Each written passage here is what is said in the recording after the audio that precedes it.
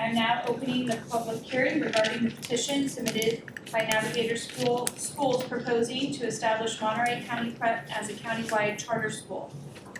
The petitioners are asking the County Board of Education to approve the petition for Monterey County Prep as a countywide TK through 12 charter school for a term of 5 years, from July 1st, 2026 to June 30th, 2031. The petition was submitted to the County Board on October 27th, 2025. The Education Code requires the Board to hold the first public hearing within 60 days of receiving a petition to operate a countywide charter school. The purpose of the public hearing is to determine the level of public support for the establishment of this charter school from teachers, parents, or guardians, and the school district where the petitioners propose to place school facilities. Pursuant to the Education Code, the County Board shall either approve or deny the petition within 90 days of receipt of the petition.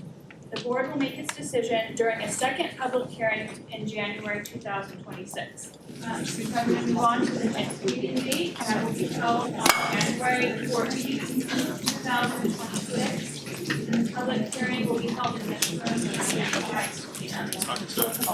first written public comment came from Linda Adamson, Superintendent of Pacific Grove, opposed.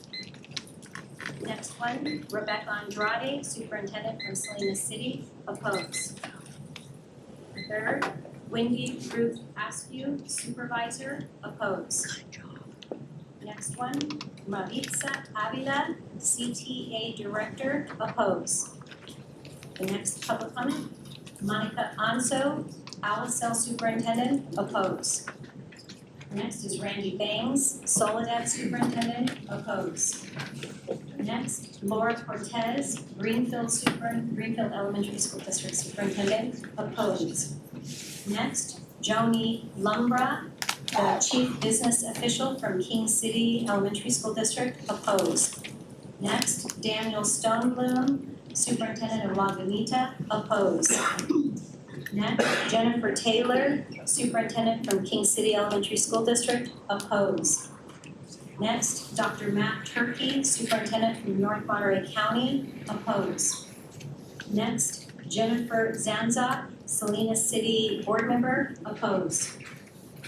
Next, Zandra Galvan, Salinas Union High School District Superintendent, opposed. Next, Bonifacia Bautista, resident, opposed. Next, Nancy Quiroz, resident, opposed. Next, Anna Orozco, opposed. Next, Gloria Martinez, who is a mother, opposed. Next, Sophia Alvarado, a mother, opposed. Next, Juana Medeiros, a mother, opposed.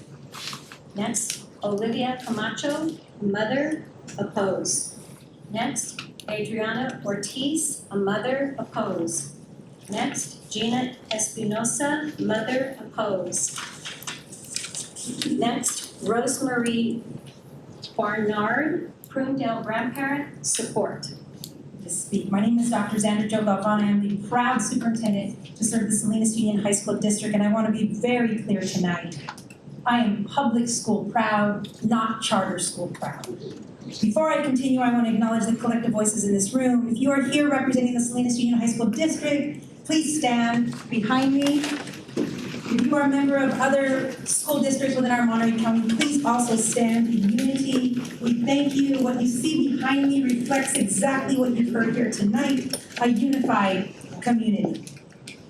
We stand strong, shoulder to shoulder with our labor partners from the Salinas Valley Federation, from the Salinas California School Employees Association, our Access School Administrators, and as a former CTA member, we stand boldly with the California Teachers Association.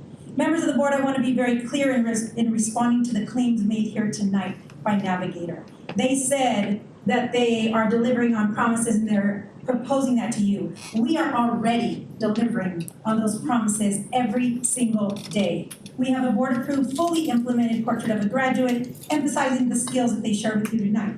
We have a comprehensive wellness system in operation with counselors, psychologists, nurses, social workers, and family advocates serving our students every single day. Our students are supported with exceptional educators, exceptional classified professionals who live here, stay here, and walk proudly with every student in our district. We believe deeply and we maintain strong communications with systems that are robust and growing in our technology infrastructure. And here's the critical difference. The Salinas Union High School District serves every student. Navigator does not. Public school districts educate and serve every student who walks through our doors. They do not. Thank you for your time. Thank you. Our last speaker of the evening is Claudia Melendez. My name is Claudia Melendez. I work for a local school district, but I'm here tonight as a Salinas resident, a taxpayer, and a person who sent my son to a charter school that unfortunately did not live up to the hype, mainly because of high staff turnover. We hear a lot of people who support, but a lot of people who don't support because, of course, they're going to be turned off by the system. These charter schools and the high staff turnover turned out to be very detrimental for my son's morale and educational journey. But that's just one of the many reasons why I am here today to speak up against supporting Navigator's bid to open a charter school in Monterey County. Unfortunately, for those of us who would like to see a more integrated society, Monterey County is already very segregated. While the county is over 60% Hispanic, Latino, and about 20% white, the vast majority of white residents congregate in Monterey Peninsula. Pacific Grove is over 80% white, and Gonzales, on the other side of the letters curve, is 90% of residents are Latino. This type of segregation is bad for society and for the children who come to our schools, and there are multiple reasons why. A study titled The Effect of Charter Schools and School Segregation, published in 2022 in the American Economic Journal, found that charter schools make segregation worse. The results of this study show, and I quote, that the expansion of charter schools has led to increased levels of segregation for every major racial and ethnic group across school districts, cities, and counties, especially in urban school systems with large populations of Black and Hispanic students. The analysis was conducted by 3 scholars from the Urban Institute in Washington, D.C. Evidence on both of the harm of segregation and the benefit of integration on a multiplicity of student outcomes has been documented in these decades of research. Public schools have an obligation to level the playing field for students, and schools that do the opposite should not be supported with our tax dollars. As a resident and taxpayer of these communities, I urge you to reject. Thank you. It's actually Jennifer Zanzo, board member for Salinas City Elementary, but also 38 years being a teacher and a principal in the Salinas City schools. So I am opposing this petition, and I'm not going to say everything that's in my letter because that would be so wasteful of your time. But I really want to stress that I believe charter schools are intended to bring something new to the community. And Salinas City alone has 15 schools that offer programs in STEAM, in technology, in structured English immersion, dual immersion. We have a lot of programs and low class sizes, 20-1 in TK, 24-1 in K to 3rd, and 29-1 in our upper grades. Our schools are further staffed by paraprofessionals that are amazing, MTSS teachers for intervention, and academic coaches. We have robust small group and targeted intervention. I'm just very concerned about the fiscal and community impact approval of the petition would have, because we know we're in declining enrollment. We know that we will lose funds. And what tends to happen while the school says it is open to all is that charter schools are high demand for parents that can provide their own transportation. They may have lower socioeconomic status, but they will be able to drive their children to school and pick them up. There's no mention of transportation. That pulls them out of our schools so that significantly impacts our ability to provide a balanced education.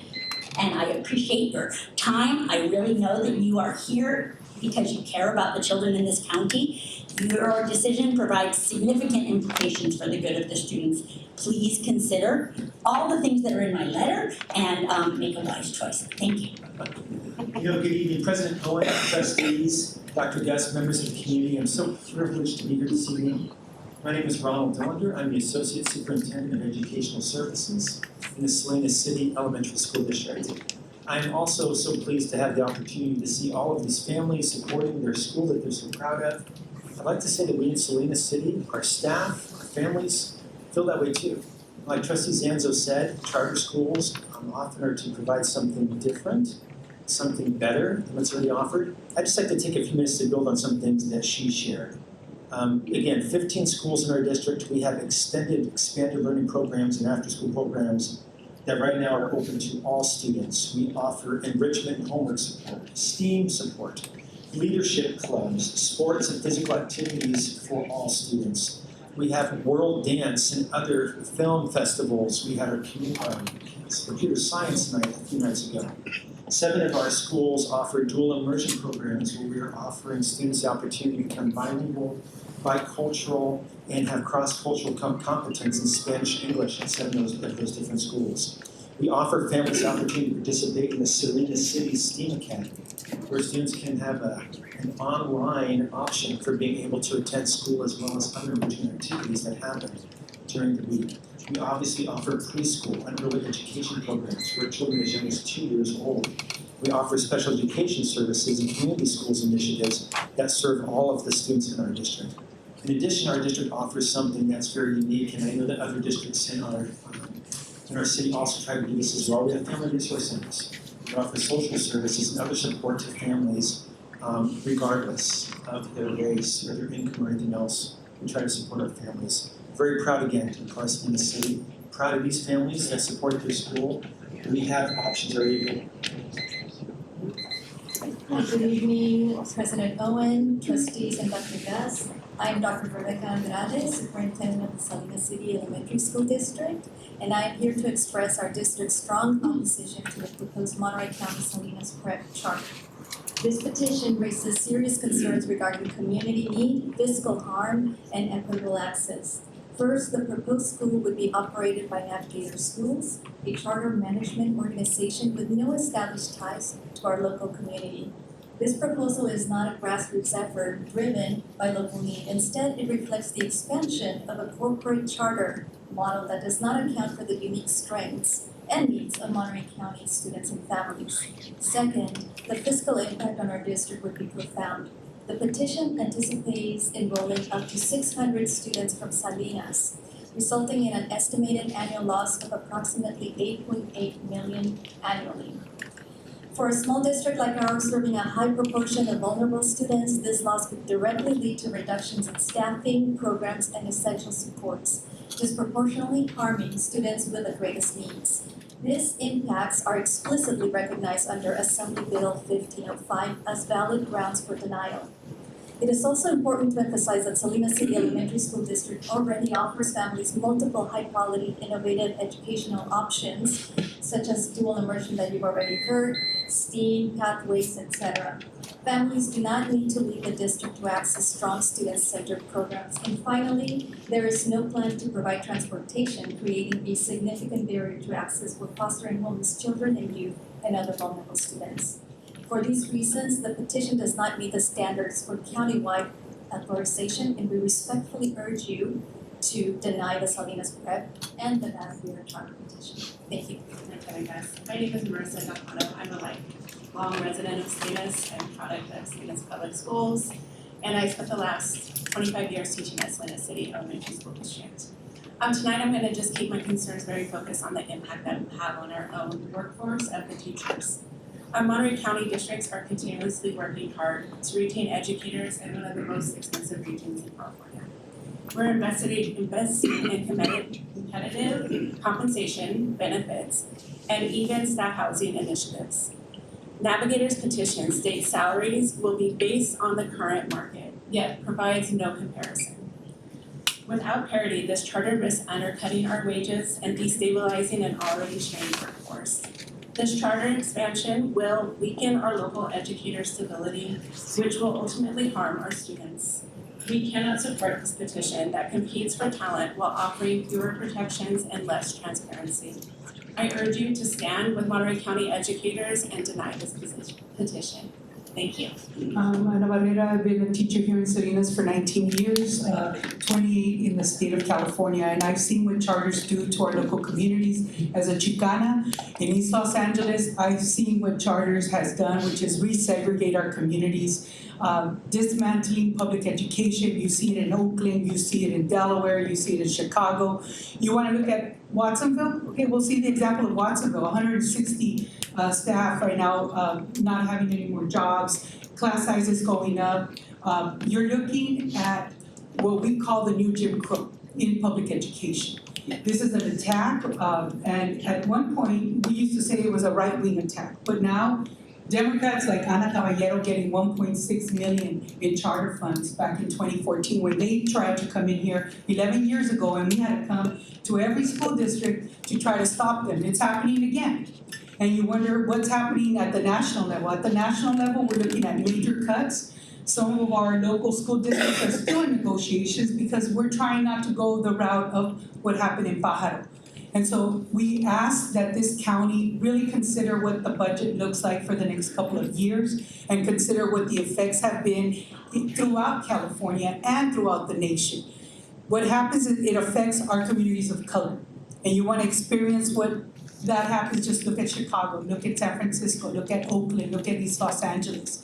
And you can see how our public schools are being dismantled. Within the conversations that they said, the teachers in training, we are highly, credentialed teachers.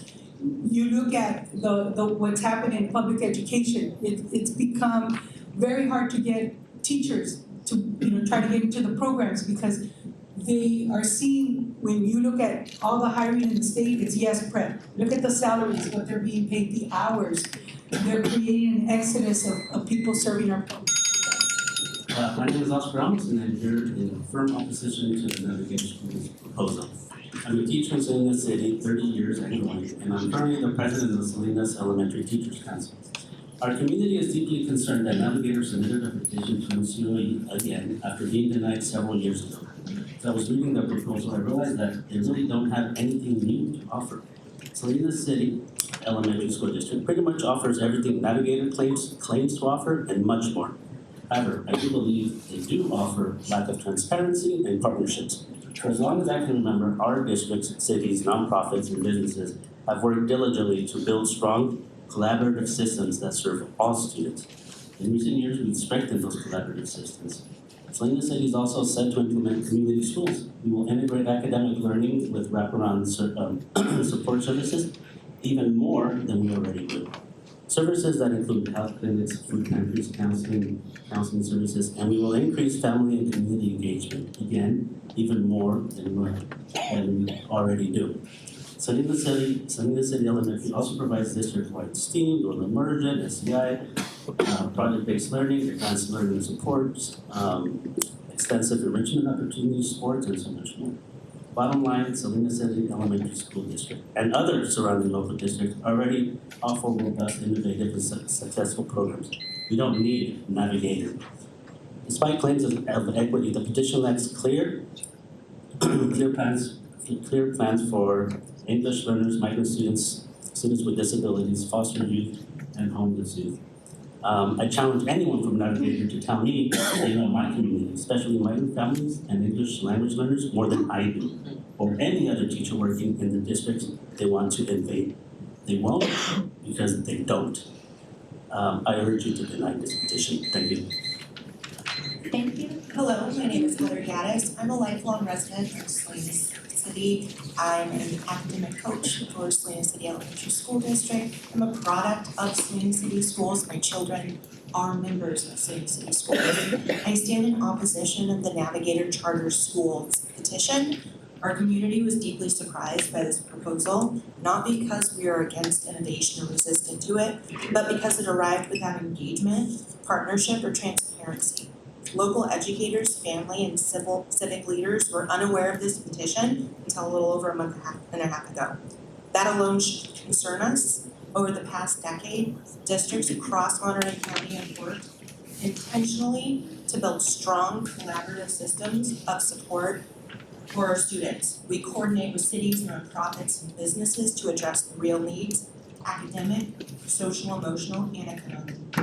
A county-wide charter that enters without an understanding or respecting those relationships risks undermining it.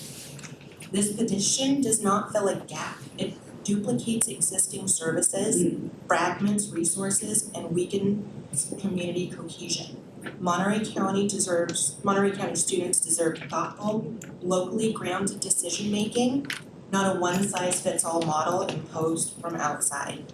I urge you to deny this petition in the best interest of our students and communities. Thank you. My name is Laura Dean. I am a 24-year educator and currently academic coach at University Park School of Salinas City. The Navigator petition repeatedly uses the language of equity, yet provides no meaningful plan to serve the students who need the most support. English learners, students with disabilities, foster and homeless youth, and multilingual families. In Salinas and across the county, districts operate wraparound supports that charters rarely replicate.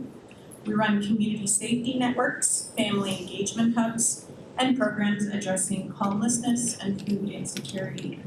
These are not add-ons, they are essential. Navigator states it will admit any child who wishes to attend, but that model privileges families with transportation, time, and resources, while draining funding from districts that serve the most vulnerable students remaining behind. True equity strengthens existing public systems. It does not siphon resources away from them.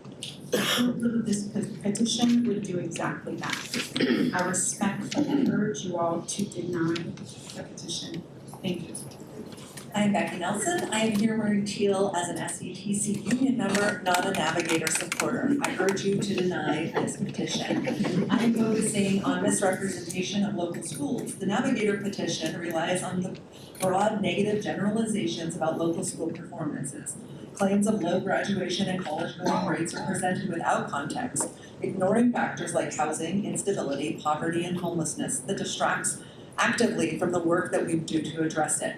Many districts have been part of the MCOE Research Practice Partnership in recent years, collaborating not just with the county, but with each other.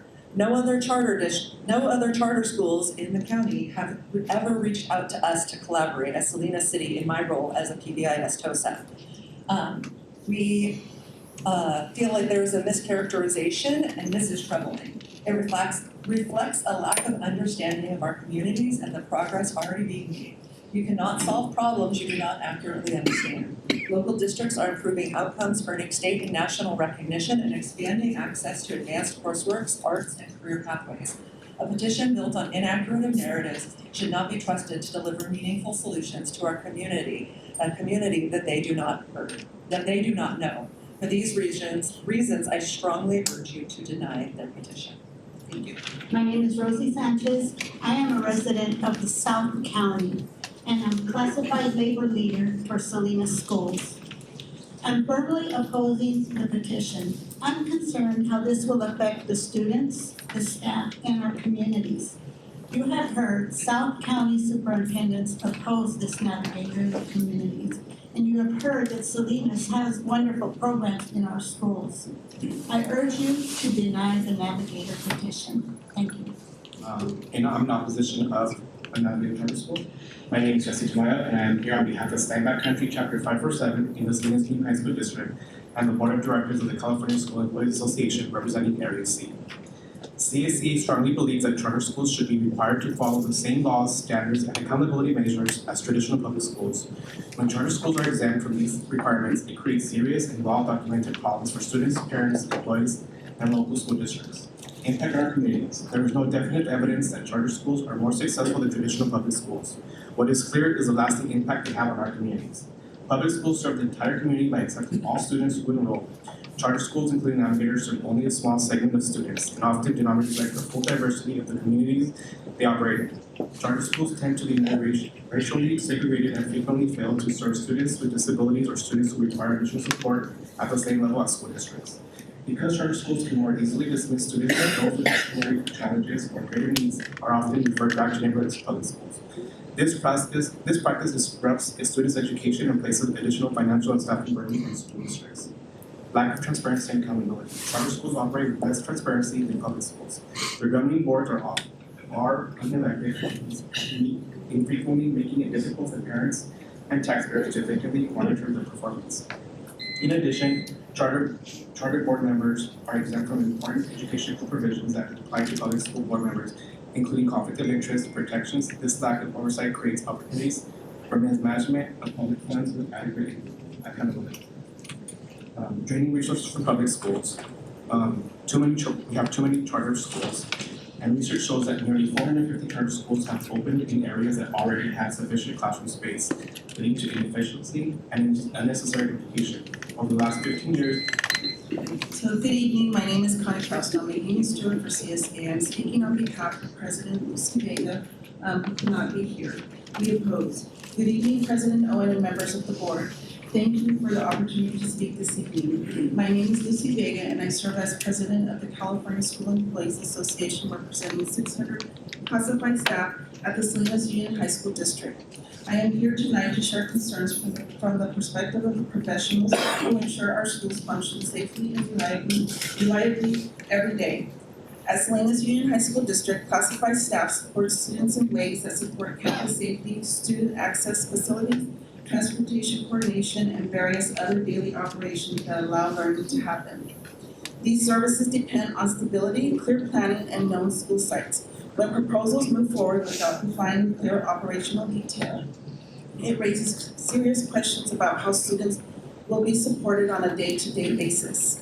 Our district plans staffing, facilities, and student services carefully over time.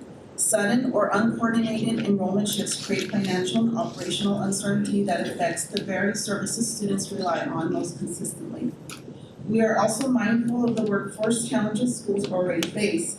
Classified professionals are difficult to recruit and retain, and decisions that introduce instability place additional strain on systems that are already working to meet student needs. Our comments tonight are not about opposition for opposition's sake. They are about ensuring decisions are made with full clarity, coordination, and accountability to the community served. For this reason, we respectfully urge the board to deny approval of the Navigator Schools countywide charter petition as presented. Thank you for your time. My name is Chris Ferreira, president of LULAC Council 2055. LULAC represents families and students across Salinas and Monterey County who depend on public schools as stable, accountable institutions. For immigrant, multilingual, and working class families, stability in education is a civil rights issue. LULAC 2055 strongly opposes the Navigation Charter petition to establish countywide charter schools in Salinas and Monterey County. This proposal creates uncertainty around school locations, governance, and oversight. When accountability is unclear, families suffer, especially those already navigating language barriers and complex systems. Families deserve to know exactly who is responsible when students are harmed, excluded, or discriminated against.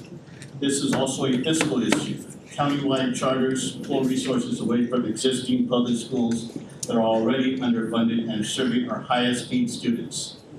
Every dollar diverted weakens classroom instructions, counseling, bilingual services, and mental health supports. This is not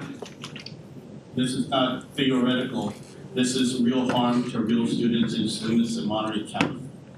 We also recognize the important progress Salinas Union High School District has made addressing hate, bias, and discrimination. That work depends on strong local oversight and community accountability. A countywide charter model weakens those safeguards and risks undoing our progress. From a civil rights perspective, this petition does not expand opportunity, it shifts risk onto vulnerable families while draining public resources. LULAC 2055 urges this board to reject the Navigation Charter petition and stand with Salinas and Monterey County students, public schools, and fiscal responsibility. Thank you. Good evening, members of the board. My name is Cody Lee Mullen, and I'm proud to say that I've been a teacher in the Salinas Union High School District for 14 years. I'm here on behalf of SVFT Union President Jen Diaz, who's not here tonight. So I'm also here on behalf of this, in solidarity with our students and families, to urge you to deny the Navigator Charter Schools application. Local voice and local control matter. Our union represents educators who rely on elected local leadership that listens to families and understands the realities of our schools. This application would shift decision-making authority away from Monterey County to an appointed board outside of our community. That change weakens the voices of parents, educators, and school workers who are most directly impacted by these decisions. Stability is essential for students and educators. Consistent enrollment allows districts to plan responsibly, retain staff, and maintain strong instructional support programs. This petition introduces instability by failing to identify a clear plan for student transitions. That uncertainty disrupts classrooms, working conditions, and student relationships, conditions that are foundational to learning. When enrollment becomes unpredictable, districts lose the ability to sustain counseling and mental health services, multilingual learner and bilingual programs, special education supports, and after-school programs.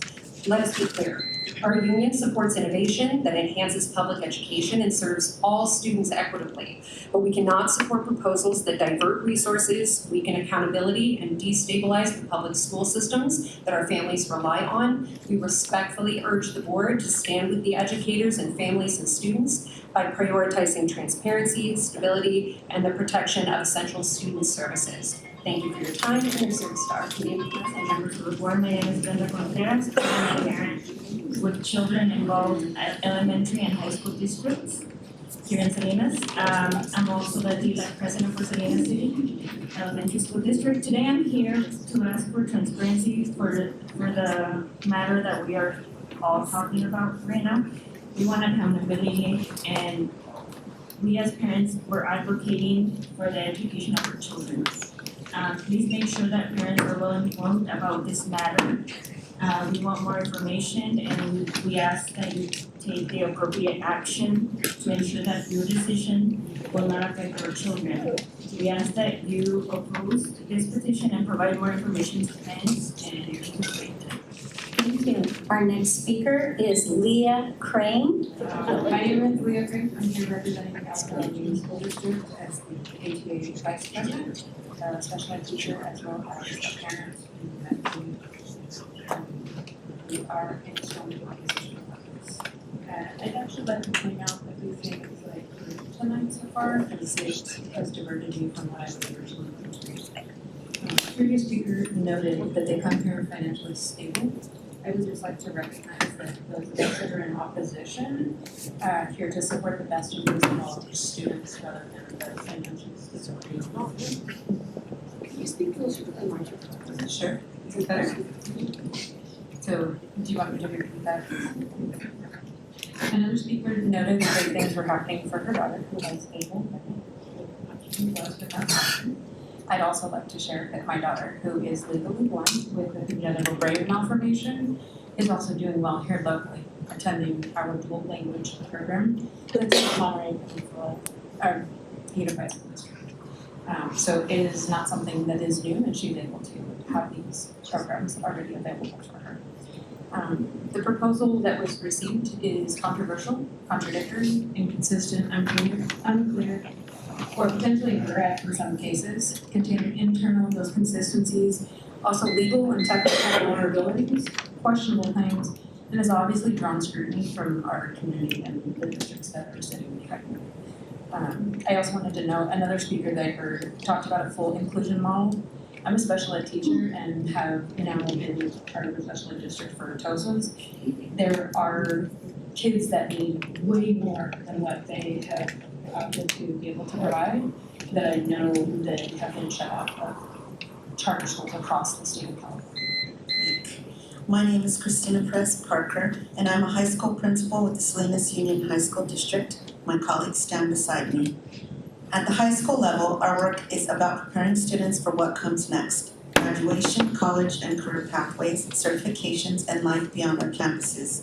That work depends on long-term planning, stable enrollment, and programs that are built to sustain over time. As a principal, I'm responsible for aligning course offerings, staffing, and student support so that students can complete graduation requirements and pursue meaningful pathways. Advanced coursework, career technical education, counseling services, and intervention programs are not interchangeable. They are carefully sequenced and depend on predictable enrollment to function effectively. When enrollment shifts occur without clear coordination, the impact is immediate. Courses are harder to staff. Pathways become harder to sustain. Students may lose access to electives, advanced courses, or support services they were counting on to stay on track for graduation. I am especially concerned about the impact on students who are already working the hardest to overcome these barriers. Many of our students rely on strong relationships with counselors, teachers, and support staff to navigate academic challenges, family responsibilities, and post-secondary planning. Stability is not a luxury for these students, it is essential. The proposed countywide charter introduces uncertainty around location, coordination, and long-term impact. The uncertainty directly affects our ability to plan responsibly for students who depend on us. For these reasons, we respectfully urge the board to deny this petition and to prioritize decisions that protect continuity, access, and long-term success for Salinas Union High School District students. Our next speaker will be Natalia Carrillo. I want to begin by acknowledging the responsibility this board carries and the care in which you approach decisions that affect students and families across Monterey County. I am here this evening with respect for the role and with the shared goal of ensuring long-term stability and success for our public education system. I didn't say what it was, but I'm here representing the president of the Salinas Union High School District Board of Trustees. I approach this petition thoughtfully and with a sense of obligation when decisions have lasting implications for students, staff, and public systems. I believe it is important to raise concerns early before uncertainty becomes a consequence. From a governance perspective, one of my concerns is fiscal responsibility and sustainability. School districts plan budgets years in advance to ensure students have access to counselors, special education services, career pathways, and academic supports. When enrollment shifts occur without clear analysis or coordination, the effects ripple through the program that students rely on every day. There is also a workforce consideration. Districts throughout our county are already facing challenges recruiting and retaining qualified teachers, counselors, and classified staff. Approving a countywide charter without clear planning risks further straining a limited workforce and destabilizing services across multiple districts. I share these concerns, not in opposition to innovation, but in support of thoughtful stewardship. The question before us is not whether new ideas have value, but whether approval at this stage adequately protects students and communities over the long term. For these reasons, I respectfully oppose the approval of the Navigator Schools countywide charter petition. My name is Gloria Ayala. I'm a parent. I'm here today to ask you guys for more transparency for all the parents. I forgot I will tell you this in Spanish because I come to represent all these parents and they asked me to say in Spanish. Yo estoy aquí representando a muchos padres que no saben nada de información acerca de esto y nos enteramos en el último momento de esto. Hoy estoy aquí pidiéndoles por favor transparencia antes de tomar cualquier decisión. Queremos más información, queremos saber cuáles son los beneficios, cuáles son las desventajas. Algo que sabemos es que nos va a perjudicar en nuestros fondos, en todos los apoyos que recibamos de nuestros niños. Y si eso es así, muchos de estos padres están indecisos, están en desacuerdo. Por favor, antes de tomar cualquier decisión, tengan en cuenta a estos padres. Hay muchos padres que trabajan en el campo, que no tienen la oportunidad de llevar a sus niños a las escuelas, y si estas escuelas no tienen la transportación, eso es un punto muy importante en ellos. Por favor, tomen en cuenta a estos padres que están escuchando ahorita. Queremos más información, más detalles, cómo nos va a perjudicar y cómo nos va a beneficiar. Gracias. Good afternoon, members of the board. It was spoken in English and then said I need to speak in Spanish to share sentiments on behalf of other parents. It is important that the board be transparent with their decision It is important that parents understand the benefits and possible deterrents to honoring this petition. Many parents do not have the full details of information. Many parents work in the fields, do not have transportation to be able to be here. We ask that you are transparent and that you provide more details regarding the possible impacts. I'm here to represent parents. Cesar Lara, a product of Monterey County Schools, graduated from King City High and attended Salinas Schools, and a parent of 3, and active in the community around education in many fields, including labor unions and community organizing. And I've been involved in education for years, many of you know me, and this decision of having a for-profit corporate model charter school is dangerous for Monterey County. It is not a long distance where we can look at the impact of decisions like having a charter school like this are doing in other school districts like Pajaro as we speak. They are facing cuts. I believe that education is important and should be accessible to everybody. That a public education is something that we need to be thriving for. As a parent of 3 in a high school district currently, but in the past in the Salinas City Elementary School District, it is sometimes a challenge to get the services and make sure that you have the wraparound services for your child. It is much harder if you have less money to do that. And with declining enrollment in many schools in our county, this will put a lot of strain in the current system that we have. And that a charter school in a corporate model is not the right step for this county. And as we move forward and we talk about transparency, and we talk about equity, and we talk about making education accessible to everybody, having a corporate model that takes away from the public education system is not good for Monterey County as a rural community. So I ask you to direct staff to decline this request. Thank you. My name is Dr. Ray Faust. I'm the Associate Superintendent of Educational Services for Soledad Unified. Speaking on behalf of Superintendent Randy Bangs and our school community, thank you for this opportunity to share our perspective. To us, tonight's hearing is more than a procedural step. It will culminate in a decision about whether this petition strengthens Monterey County's public education ecosystem or it introduces real risks for the students who rely on us the most. We have significant concerns about Navigator's petition, which is centered on one key question.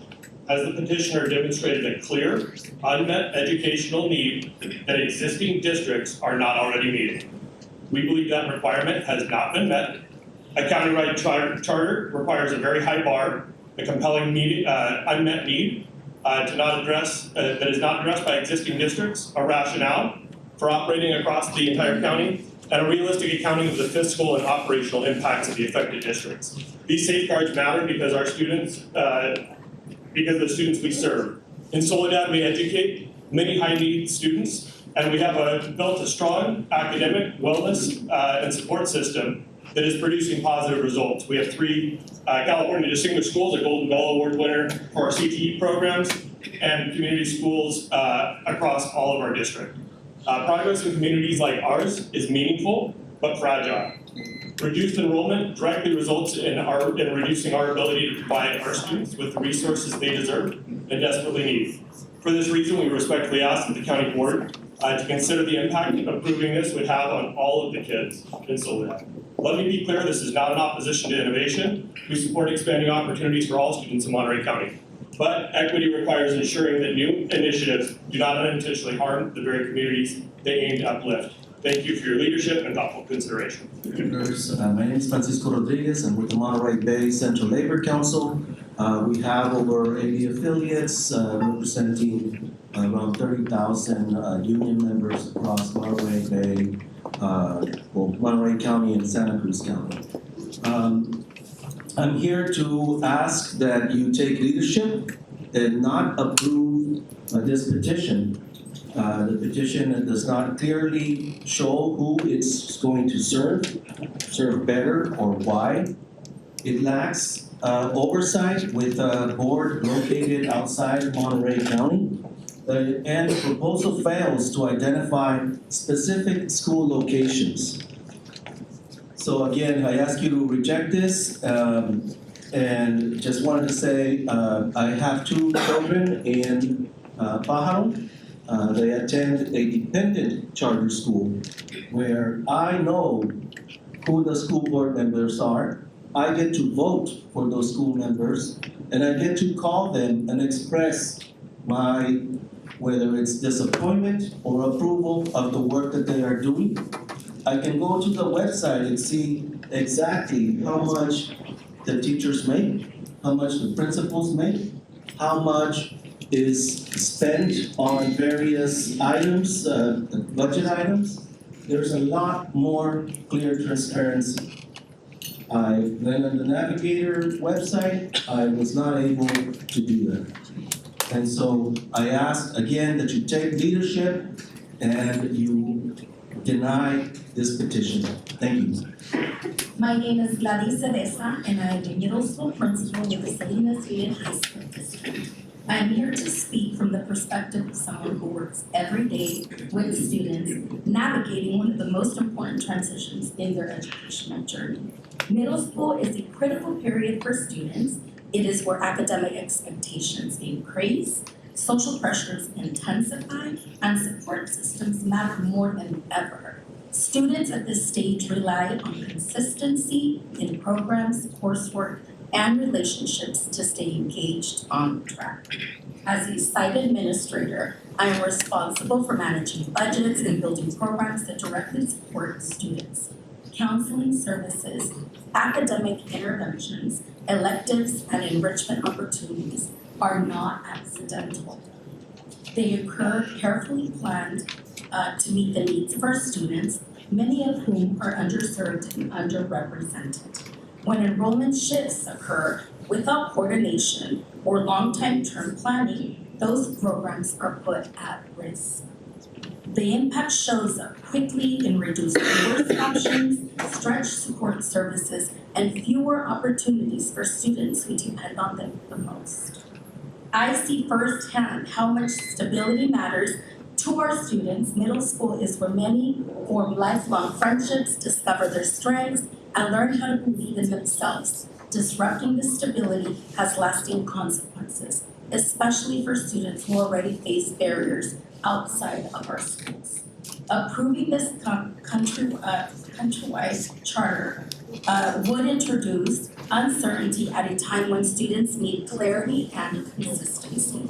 For that reason, I respectfully urge the board to deny this petition. Hi, I'm Angela De Ramos. I'm a longtime resident of Salinas. I have 2 children in the system. I'm former trustee of Salinas Elementary, current trustee of Hartnell College. I'm also a 29-year veteran teacher, 5th grade in Alisal. And so I'm wearing a lot of hats. And in all these hats, I'd like to oppose this charter. I'd like to remind the board of AB 1505, which passed recently, a couple of years ago. And the reason why it passed exactly was to return control to local vote, because there's been so many issues with charters oversight. As my colleagues have mentioned, we are elected officials. There's oversight, there's transparency, we are beholden to our constituents. That is not the case in charter land. And 1505 was put a moratorium on charters exactly because of issues with poor management, no fiscal oversight, and so on and so forth. So I'd like to respectfully oppose this charter. I also like to remind you that we're in a time where privatization is knocking at our door. We're hearing vouchers. It's a movement by the right wing to dismantle public education, and I see charters as one step towards that. We need to bolster our public education coffers and protect public education as a public good. Thank you. And my name is Carrie Swenson. I'm both the owner of Silva Learning in Salinas, and I'm a part-time history instructor at Hartnell College. I'm here tonight to speak strongly in opposition to Navigator Charter Petition. Salinas families deserve schools that are deeply rooted in our community, responsive to our unique demographics, and accountable to the public. Navigator's proposal does not meet that standard.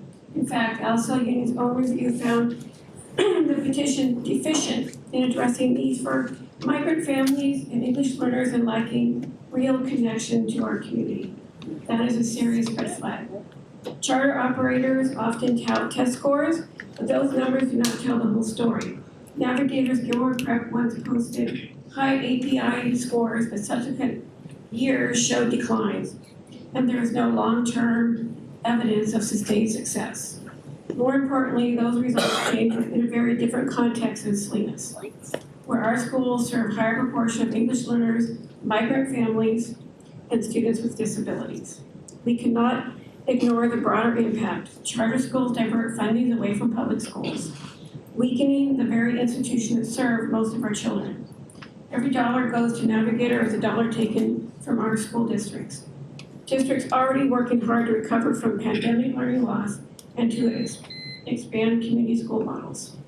Navigator's petition also diminishes the role of parents in the education process. Finally, this proposal is not about meeting Salinas' needs, but expanding the charter school's ambitions. As ALSO report concluded, Navigator's plan does not represent a sound education program for our community. Salinas students deserve a solution that are community-driven, not imposed from the outside. So I strongly urge the board to reject this petition. My name is Rosalind Book and I'm speaking in opposition. I am a 23-year educator and president of the Monterey Bay Teachers Association. Representing educators who work in the seaside and marina communities, I am deeply concerned about the impact Navigator charter schools would have on undermining existing services and academic offerings. At NPUSD, seaside schools have worked diligently over the past several years to become community schools, building strong relationships with families, partnering with community organizations, and directly addressing the needs of the students who live in these neighborhoods. Introducing a charter school into these communities would stretch and fragment already limited resources and weaken the community bonds that NPUSD has intentionally built. Additionally, after reviewing the Navigator petition, there does not appear to be any new or innovative offerings that are not already available in the districts where they propose to operate.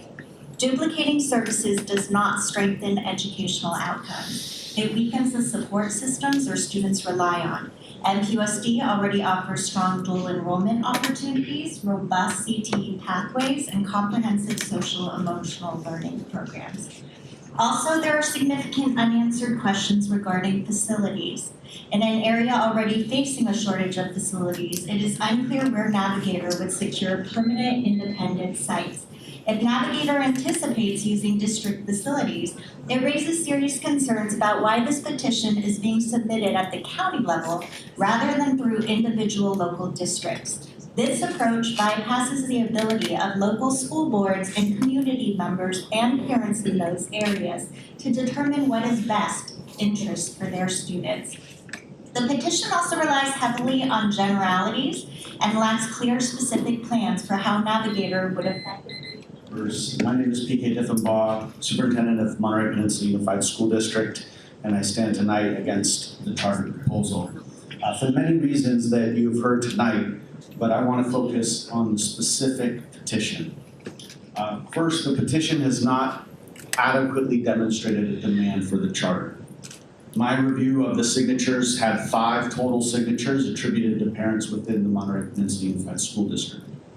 It has not demonstrated that a new charter school beyond those that have already been approved in our community or beyond our traditional public schools is desired by our community. Second, the petition has not demonstrated a need. As you heard from many speakers tonight, many of the programs offered as something new already exists in our county. And one of the petitions in charter law, one of the reasons to approve is that it would offer something new, and it does not. Finally, it fails to explain why the countywide authorization is necessary. The countywide status is a very specific status. It cannot be justified merely by convenience or expansion goals. There needs to be a clear, compelling reason why the charter school needs to be countywide rather than district approved. The explanations given were vague, generic, and failed to meet the standard necessary to justify approval of countywide status. Navigator Charter Schools is free to apply to local school boards to operate charters within the boundaries. The only reason to come to the county is to offer something unique that meets the very specific county-wide justification within the law, and this petition fails to do that. Thank you. Dr. Linda Adamson, Superintendent of Pacific Grove Unified School District. I'm speaking here on behalf of myself, but also our entire board, who is all very strongly opposed to this petition. PGUSD recognizes the important role that public education plays in serving the diverse needs of students and families across Monterey County.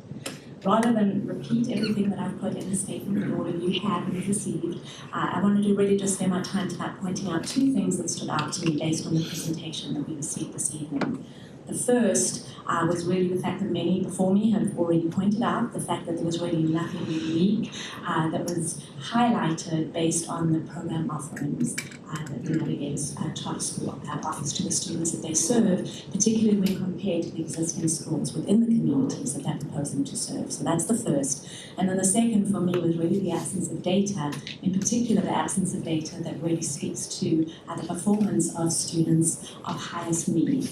This was important to me and notable when faced with 10 minutes to showcase their program offerings, the fact that there was no mention of how their students with special needs and English learners, as an example, are performing. And I think this is important. I urge you as the board, as you're making your decision, to dig into that data, to really identify how the growth of those students, and in particular looking at the proportion of students being served when compared to other schools. I think just in closing, we're definitely concerned of setting the precedence of approving a large county-wide charter that operates independently of the communities that they serve. And so once again, I urge the board this evening to please deny this charter petition. Good evening, board members, Dr. Gus. I'm Dr. Melissa Alderman, Superintendent of the Santa Rita Union School District, and I am speaking in opposition of Navigator Charter Schools petition. Santa Rita Union School District provides high-quality educational programs that are grounded in strong academic outcomes with intentional program design and deep family and community engagement. Our schools reflect long-standing partnerships with our families and a sustained commitment to meeting the needs of the students and the community that we have served for over 150 years. As you consider this petition, it's important to acknowledge the cumulative impact of additional charter authorizations across Monterey County, particularly when proposed sites overlap with existing district attendance areas. The establishment of this charter has the potential to further fragment enrollment across the region and to place additional strain on finite public education resources that support existing districts and services. I also want to note an issue of timing and transparency related to how this proposed school is being publicly represented prior to any authorization given. Navigator's website indicates that Salinas Prep School is scheduled to open in fall 2026, even though this board is just now conducting its first public hearing on the petition. So these announcements create confusion for families and they blur the distinction between a proposed school and an approved school. So as you consider the petition, we ask that you give careful attention to both the system-wide implications of this petition and the importance of a transparent process. So these considerations are essential to maintaining confidence, stability, and high-quality education programs across your Monterey County schools. Our next speaker is Alma Cervantes. And I'm here on behalf of Building Healthy Communities in Monterey County. I serve as a Director of Education, Equity, and Justice, and much of my work focuses on transformation at the state, county, local level through authentic partnership that center those more directly impacted in decision making. We respectfully and strongly urge the County Board of Education to ensure that there's a truly inclusive process, one that is guided by the community voice. Despite the many challenges we're facing in public education, we must not forget that public education is one of the few remaining public institutions that protects our democracy and civil participation. It is a space that allows parents, students, educators to hold our systems accountable and to actively participate in shaping their schools and communities. This idea of Navigator Charter Schools should not be an exception. This is what we highly recommend if today was not enough for you to have a decision. Deep study session where they say dialogue with you and community and those directly impacted. Deep research of the impacts and including students and parents' voice and inform them well. As you can see tonight, there was a lot of absence of parents and not even interpretation for those that came in. So we urge you that you take the time and to make this happen. Thank you. We're gonna move on to 6.1.10, review a tentative calendar of Monterey County Office of Education Department and charter school reports to the county board. Visitations to MCOE school sites may be scheduled as the opportunity permits. That's page 35 in your agenda. And you can see we have our calendar of reports from the departments and a calendar of the charter school reports. And I just need to make one note here. We do have the migrant education report scheduled for November. However, we're not sure if we're going to have a migrant education program in November, which I'm so sorry to say, but it's looking kind of gloomy right now with the two proposals that are at the federal level being considered. Now, of course, if it became a state program instead of a federal program and we were able to keep it in place, then that would change everything. So just note that if the program is no longer here in November, then that one would be removed. All right? Yes, Mary. In the past, I think, if I remember correctly, we've also had a report from the HR department. I'm not sure it was part of this calendar, but I know in the past, we have had them come and talk about the diversity of our workforce. Is there a way to incorporate that into one of these dates? We can. Can you take November? November? Sure. Okay. Then for now, let's write we'll leave migrant education program slash HR. And then if there is no migrant program, it would only be the HR report. Right. I have a question. Also on page 37, the calendar for charter school reports. Every charter that is coming here will come, how many times a year? The charter schools make their reports. For an annual report? Yes. So each Exactly. charter school will come once a year to give an annual report. I will come at the end of the year to give an overall oversight report to you. Okay, I think overall, the rest of the charter schools, with the exception of Oasis Charter School, I don't know if it is possible to make a recommendation to just keep us updated on a quarterly basis. To see how they're spending and going forward, because they did a good job lately. So let's continue to support them and we become aware of how well they're doing and if they need any help from. Yes, and home charter school, so it's not listed here, but home charter school typically makes more frequent reports as well because the county board had requested that they come more frequently. So this list is just the normal annual reports, but for Oasis and home charter, they are already going to come more frequently because this board wants to hear from those two schools more frequently about their academic progress and other challenges that they're facing. Also, just to make a note, if there are any other charter schools that this board approves this year, they too would get added to this list and have to give an annual report to the board. That's my point, that overall, we have the annual report, but in the other hand, I personally will see myself for them to come every 6 months and give us a full report. Not the final report, but the final report in the middle of the ground.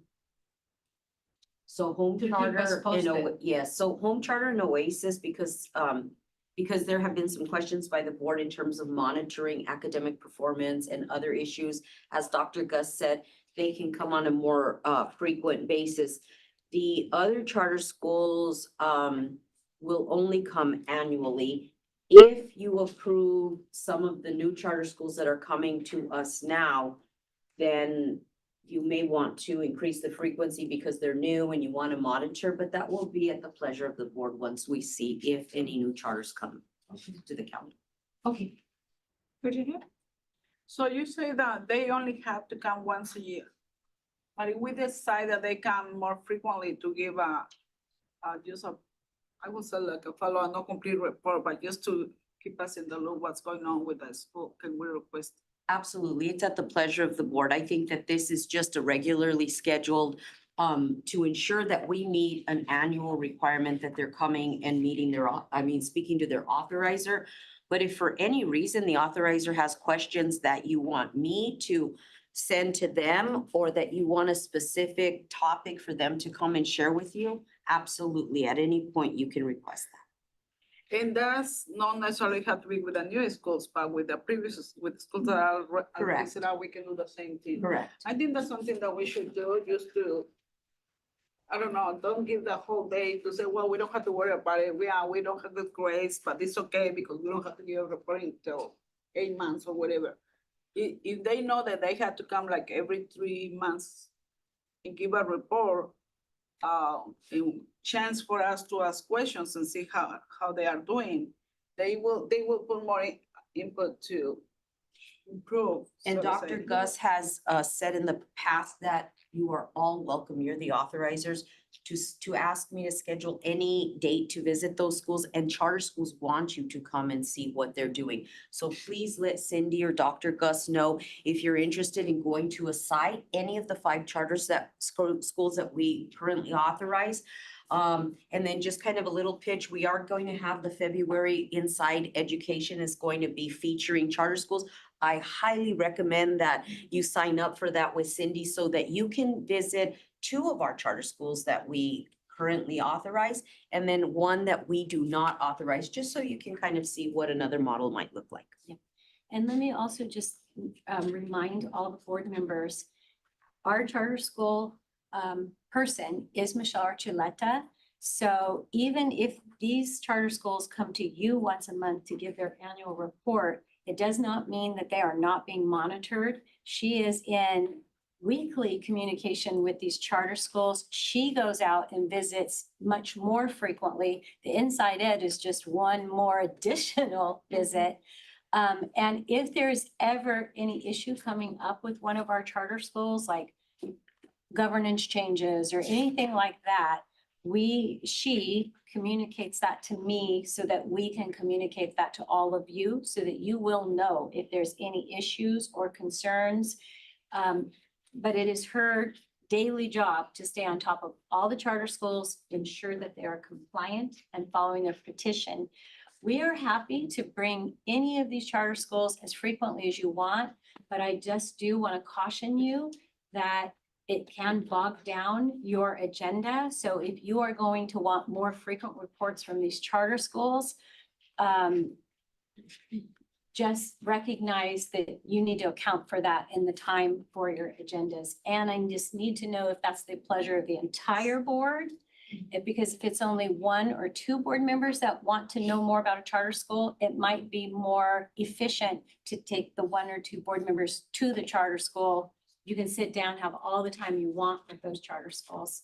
And then that's just another way to, so I go back to the whole board. These are only the annual meetings that are reports that are required. But if you want more than that, I need the whole board to weigh in if there's more frequent reports that you want. No, that's understandable, you guys have the job to do. We're the board. You guys have to do the vision, the visit, the keeping the track, which is, that's what you do. But, I'm glad that we're, emerging. So if it is doable to do it at least every 6 months, I'll be happy to see that. But I can also go visit and provide her my support as well. So, yeah. Item 8.5, Monterey County Home Charter School Update and Academic Progress, page 237 in your agenda. And this is gonna call on Dr. Vela. Yes. It's following on Dr. Vela today because our home charter school principal is out on leave right now. She will be returning, I think, within the next couple of weeks. So Dr. Vela is making his presentation on her behalf. And this ties back to the conversation that we had earlier. The board had asked for both OASIS and Home Charter to make more frequent reports than their annual report. So this is one of these progress update reports. Thank you, Dr. Gus, and good morning, members of the board, President Owen, colleagues, Dr. Gus. I appreciate this opportunity to come before you. As Dr. Gus has mentioned, in the last couple of weeks, I've had the great honor and opportunity to be the interim principal, if you will, or the acting principal there at Home Charter. I have really appreciated that opportunity because this has given me firsthand knowledge as to the work that's being done there at Home Charter. Granted that 4 weeks is not enough to capture the whole scope of the work there at Home Charter, but nevertheless enough for me to now have some substance that when Principal Dermody comes back, our conversations are much more deeper now that I can get to feel and taste the school in its progress. I have prepared a presentation for you that is going to review, once again, the model of the school. I think it's important for us to cover that. And then what you're more curious about may be the test results of the 2025 standardized test. I know later on the agenda, you have Dr. Lewis that will also be maybe also presenting test results. And so hopefully both presentations give you insight as to how we perform. So to begin, as the board and the community may be aware, Home Charter is a non-classroom based charter school. The school's instructional model is a fit for parents who seek flexibility, individualization, and greater independence with their children's educational journey. In this model, students are assigned a teacher who is responsible for meeting with the students and their designated mentor for a minimum of 1 hour a week in person. In our pre-K through 8th grade homeschool model, the parent designates themselves or a caregiver to act as that mentor. Essentially, this is the individual responsible for the daily instruction and support of the student. They are assigned to follow the instructional sequence, to complete all of the assignments, and to facilitate those learning opportunities at home. So when we do have that opportunity on a weekly basis for the support teacher to meet with the student and the mentor, essentially the protocol at those meetings is to, while supporting the student, we're also giving strategies and ideas to the parent so that they can follow up with those strategies at home. And so that is a very unique aspect of our program. For our high school independent study model, the attendance is also measured by completed time and assignments. And so unlike a comprehensive high school where students come to school every single day, in independent study high school, the students' attendance is measured by the assignments that they complete. And on our platform, which is Edgenuity, our teachers are able to track the time that students are logged in the system. And so that's how we keep track of the activity that the student is involved with, as well as the completed quizzes, assignments, and so forth. Here, it is also critical that there is a support structure at home that reminds our students of their schoolwork. In this independent study high school program, upon enrollment, we ensure that the students and the parents understand that the students are in the driver's seat of their education, meaning that they practice a commitment, they practice a discipline to invest that time at home to stay on track with all of their assignments. And so here in this slide, just a little bit more details about our independent study program. As I mentioned, attendance is measured by completion of assignment. Students are expected to meet with their provider 1 hour a week. Here, because we do sign an independent study contract, the students and the families and we as a school commit to providing support and interventions. And as we get into discussing the state results, I can assure you that this year we have had a greater emphasis in the participation. While voluntary, we strongly encourage students to come to all of our interventions, whether it's the math interventions that we hold every single day for 1 hour, or is the general tutoring services that we offer 3 times a week. And so, yes, it's voluntary to come, but with the strong recommendation of the teachers for all students, but in particular, those students that are a bit behind. So just to tell you a little bit more about the school model, currently we have 124 students enrolled in our pre-K through 8th grade homeschool program, and 131 students in our 9th to 12th grade independent study. We have 14 teachers and 10 support staff, as well as support staff that provide educational or special education services. We have partnered with outside agencies to bring in speech therapy, for example, occupational therapy that we have for students. And so that is a partnership that we have. And so we ensure that we meet FAPE for all of the students that we register. A little bit more details, as I said, 255 students total. You will notice that the grades that have the most students are in the high school, 10th, 11th, and 12th grade. And what is interesting about our demographics is, as you'll see the last bullet here, is that 112 students this year, or 44% of our students, were enrolled for the first time. And that could be important because that is a measure of our mobility or our the number of students that we serve for the first time. That is an interesting statistic. We have 71 students, or 28% of our students are in an IEP. 21 students are considered English learner, or 21 or 8% of students are considered English learner. And then with greater increase, the number of or the percentage of low socioeconomic students. So all of these are factors that we consider. Certainly in the eyes of the staff, in the eyes of Principal Dermody and mine, they're not any obstacle for us to ensure that all students, regardless of background or demographic, receive the highest quality education, all of the supports that they need, and the expectation for their success. And so the demographics just tell one side of the story that we pay attention to, just to see who are the students that we are serving. Can I just add to that? Yes, Dr. Ness. The percent of special education students you are probably noticing is much higher than it has been in years gone by.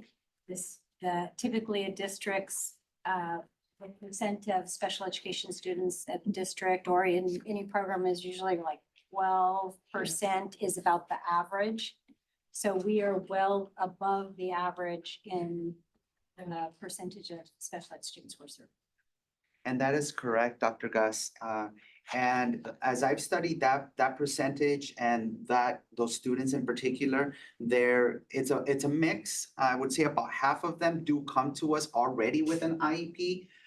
And then the other half we identify once they're in the program. And so that tells us that upon enrollment, we need to ensure that we have all of the services to ensure that we have the number of hours that the student requires of their IEP and all of the services that they require. Turning to the test scores, here on the screen, you will see the 2024 state dashboard. Now, these are the results from 2 testing periods ago, the spring of 2024. In particular, you will notice that we were in red or orange in 5 of the 7 indicators. Those being, where's my pointer? Those being English learner progress, graduation rate, college and career, English language arts, and math. And so those were the results and a baseline for us to at least do some comparison to current test scores, which is these are the results or the dashboard for the administration of this past spring of 2025. And in this dashboard, you will notice that we only have 2 of the 7 indicators in orange with no indicators in red. And those being the English learner indicator, we moved from red in 2024 to yellow in 2025, making a 2-color jump. We also had a 2-color jump in graduation rate from orange to green. And specifically to language arts and math, we moved from orange to yellow in English language arts and from red to orange in math. All of the dashboard demonstrates progress in 6 to 7 indicators. The only indicator that moved from green in 2024 to orange in 2025 was chronic absenteeism. And I have some conclusions regarding that, and I'll get to that in a slide in a little bit. This next slide, we see a more detailed breakdown of our 2025 English language arts state results. As you see here, 31.77% of our students are at meet or exceeds, while 34.58% are not at met. Note that these results reflect our students in 6th through 11th grade for 2 reasons. First of all, the 11th graders take the CASP, and then secondly, we have a statistically insignificant result in the 3rd, 4th, and 5th grade. There, however, we rely a lot more on our formative assessments, or our localized assessments to ensure that these students are making progress. At the end of January 9th, and this end of January 9th, we will have the end of the 1st semester. And so Principal Dermody looks forward to presenting those localized assessments at the next presentation so that you can also have some insight as to how we're performing there. In mathematics, I know this was the topic of greatest concern, continues to be. It continues to be an urgency for the school to address our math scores. And you will see that in 2025, 8.41% of our students in 6th through 11th grade met or exceeded the standard, certainly while then the 61.68% did not. Here you will note that our 8th grade students, so if you look at these bars here on the right, you will know that 8th grade has the greatest salmon color, which represents the not met standard. While all of our students are area of focus, particularly 8th grade is our area of focus. Traditionally, these are the students that are transitioning into pre-algebra or algebra. And so we want to make sure that we have the support structures there. And going back to the whole idea of independent study and the mentor and the support structure at home, we want to make sure that those adults that are at home supporting the children have the knowledge, awareness to be able to support these lessons at home. And certainly algebra is certainly a higher level of math. But nevertheless, we're taking those steps to ensure that we give attention from 8th grade to all students, but particularly in 8th grade, because that's what these results are showing us. Here now we have a comparison of the last 3 years. First and foremost with English language arts. In this comparison, we look for movement within proficiencies. So yes, we look at the total blue and the total green, but we also want to make sure that we're moving students from one proficiency to the next, hopefully making 2 to 3 proficiency leaps. But the reality is that we are moving one student or moving students from one proficiency in the next. I have read that movement from one proficiency to the next could be equatable to a grade level progress. So if we do have a student that, for example, is in high school but have a 6th or 7th grade, either reading level or math level and has not met standard, if we manage to move that student to the next proficiency, higher proficiency, that is a symbol for us, or that is an indicator for us that they've made that progress in 1 year. However, that's not enough. We want all of our students to be at met or exceeded proficiency. What you will see here is that what we look for is we want to make sure that we reduce the number of students in not met and then increase every other one. So if we take 2025, for example, or 2024, 25, you'll see that we had not met 42.98%. So what do we look for to measure that we've made progress? That the number in 2025 is smaller. So let's shift right over here. And yes, it is. We've managed to shrink the number of students in not met from 42 to 34. So that's a positive indicator. Then we look for the next colors that we're increasing those proficiencies. So Here we have 27.91. Let's see if we increased it. Yes, we did to 33.64. And then the same thing with the med, increased it from 22 to 23, and then increased it here from 7 to 8. So while the work is not done, members of the board, I want to stress that the work is not done. We are underway with some of the interventions that we'll share with you in the next couple of slides. But at least on these reviews, we are headed in the positive direction. And as I sat here, you know, through your comments and through your concerns of our school, which are taken to ownership by all members of the staff, including myself, we wanted at least to demonstrate to you that we're making some progress as indicators that the implementations and interventions that we are making a positive impact.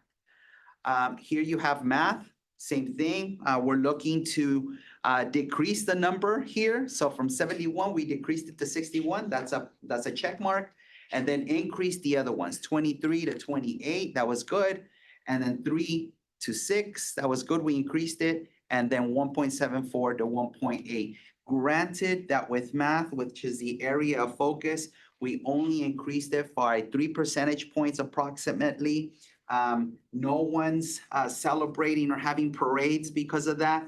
But nevertheless, again, it is a positive indicator that what we're doing is on the right track. We just need to intensify our interventions. And in a minute, you'll see here what our areas of focus are. But before getting to that, I want to tell you a little bit about engagement, as I mentioned before. Why is engagement or chronic absenteeism rate important? It is important because it is a measure of our school environment. Attendance, suspension, expulsion, all of those are elements that give you insight as to what are the supportive, inclusive, welcoming environment that we have at school. Are kids motivated to come to school? And this is an area of concern for us because as you've seen, in 2022, we were at 9.5%, 12.8%, then in 2024, and then we did increase to 14.2%. Granted, some people can say, well, you're still well beyond the county average. That is great to know, but we're still concerned. And as I dug deeper into this number, going back to the number of students that we enrolled for the first time, we're recognizing that we're already intaking students who are on truancy abatement or have some chronic absenteeism factors and characteristics. Again, not an excuse, but we have to recognize that the intake of students already come to us with those needs. And so what are we doing to do that or to fight that, if you will, is that we're strengthening our re-engagement procedures. You may recall that not too long ago, you all approved for us a revised independent study policies. And in there, we were asked by the state, and you all supported with that policy to strengthen re-engagement. In other words, that we are not jumping to reactions of punitive effort or dismissing students, but rather we make every attempt, which includes home visits, includes meetings with the parents, includes other interventions. And so here you'll see that when we attempt these re-engagement procedures, we first want to make sure, are we communicating with the right people? Are they getting our messages? Are we updated telephone numbers, home addresses, and so forth? Then we communicate with the parent. I have since in the last 4 weeks have participated in numerous re-engagement meetings. I've come away with some observations of those re-engagement meetings, prepared to give Principal Dermody some feedback. And one of those observations is that the parents in the elementary K-12 area, they don't feel the weight of their role. In other words, in these re-engagement meetings, my observation that these parents have a traditional mindset where it's, oh, you're the teacher, I'm just here to support. And it's very important in those re-engagement meetings that we emphasize that we're all a team. Yes, we're here to support you. Yes, you can call us your teacher, absolutely. However, your role at home, because it's a homeschool program, is also to be a little bit more intense than just a bystander, right? And so that's been one of my observations that I'd like to share with Principal Dermody. What does that mean?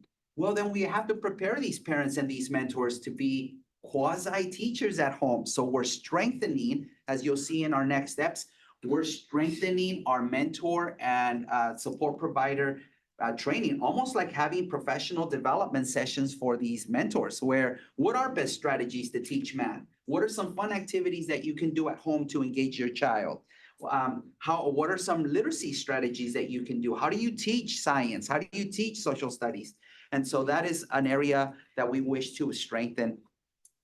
Here also to point out with the re-engagement procedures is that we have numerous attempts.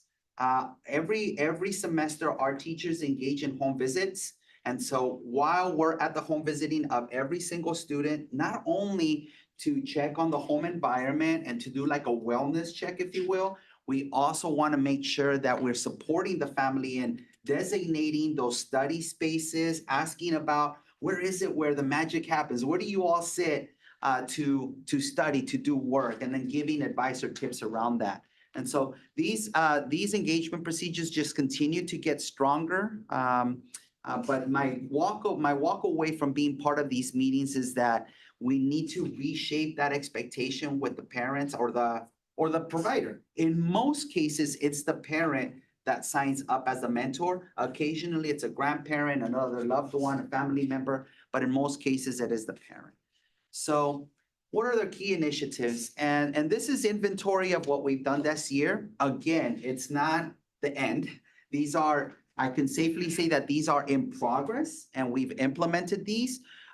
We need to study these further to come to a conclusive decision whether these have had impact. We suspect they've had impact on our test scores, but nevertheless, we are continuing with the implementation of our intervention math classes.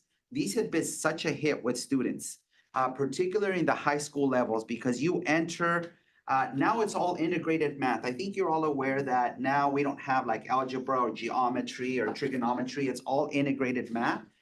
And that presents a challenge in itself because you have literacy skills now embedded into math. And so our intervention classes are focused on that. We have a tutoring center for teachers, and there's a teacher that specializes in language arts, one in math, one in social studies, and one in science. So these 4 teachers are at our tutoring center every single day from 11 to 12. You're all welcome to visit those if you'd like.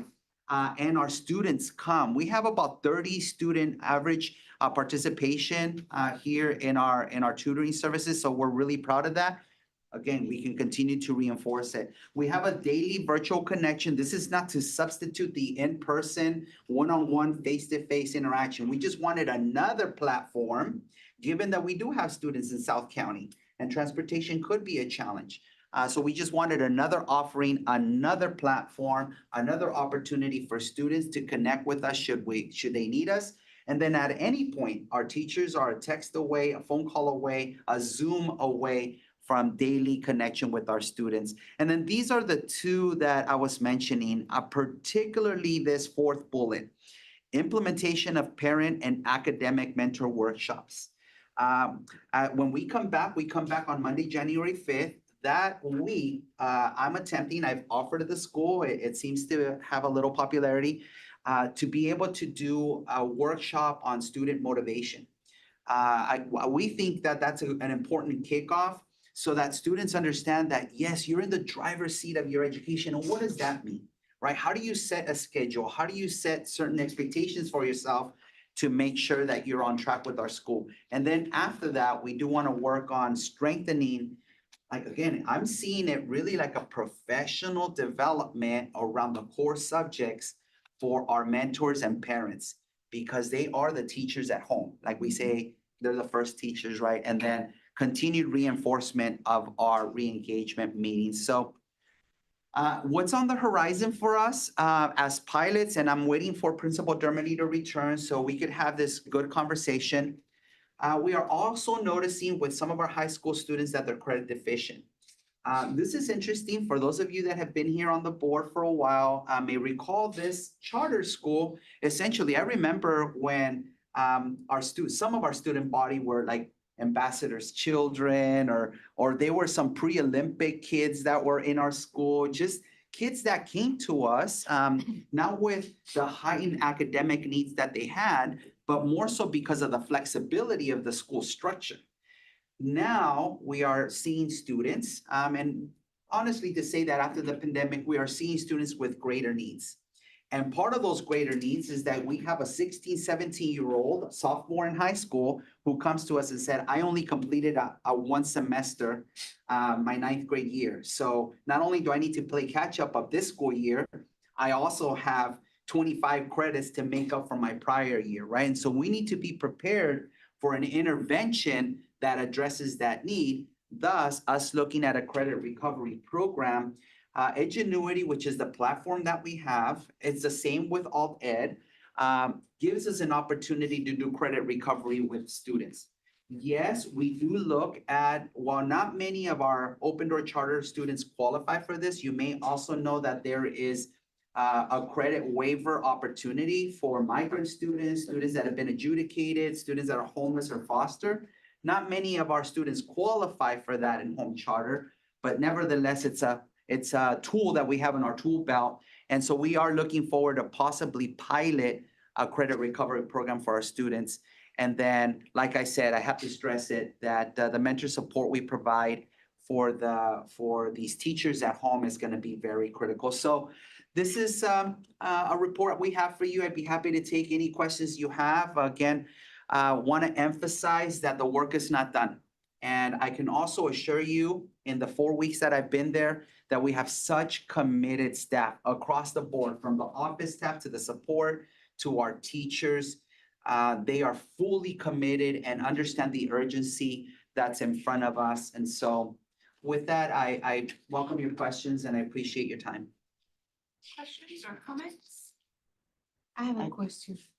Okay, Mary first. I just had one. I'm not even going to talk about the percentages, because 8.41% for math, we all know that that's unacceptable. But my question is, you're talking about a lot about engagement in those initiatives to increase the engagement of how you interact with the parents and the students, I assume. But do you really think it's an engagement issue versus a process and teaching method issue? Are the students just not understanding how to do the math, or is it they're just not engaged enough in order to learn the process? Trustee Claypool, I think it's both. And I'll speak from just the re-engagement meeting that I had yesterday. So engagement is motivation, right? Engagement is, am I motivated enough? Do I feel confident enough to progress in my academic journey? That's the question we ask the students. So to your question, I think they both go together. When a student experiences frustration when they don't have the skills to complete an assignment, for example, in an independent study program, and we acknowledge this, and this is one of the elements of an independent study program, where you don't have a teacher there to say, okay, we're moving on, or let's look at this strategy.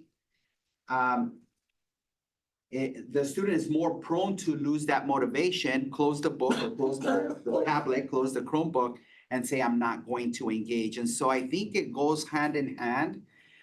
What we want to do, and what it's important for us to do, is we give sufficient opportunity so that before that student closes the laptop, he knows, I'm gonna jump on a Zoom, or tomorrow I'm gonna go to the therapy session, or I'm gonna lean on my provider here at home, my mom, my dad, my brother, whoever it is.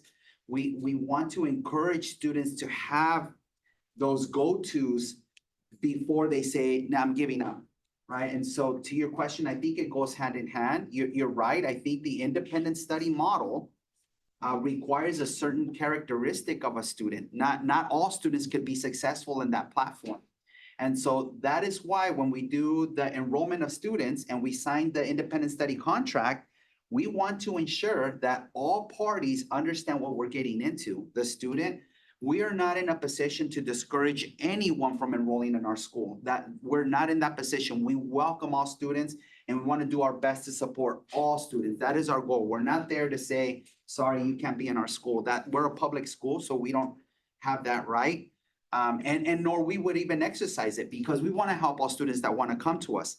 But once they're in the program and we're starting to see this trepidation, this lack of engagement that we see via the number of assignments completed, that's when we immediately want to do interventions. And as I'm studying all of this, I think it's more prevention than intervention, right? Because the moment we see a student not completing an assignment or in the average of the 20 hours a week that they have to report, if you see a student fall short of that, immediately we should be acting, not waiting until 20 hours, 10 hours, 2 hours.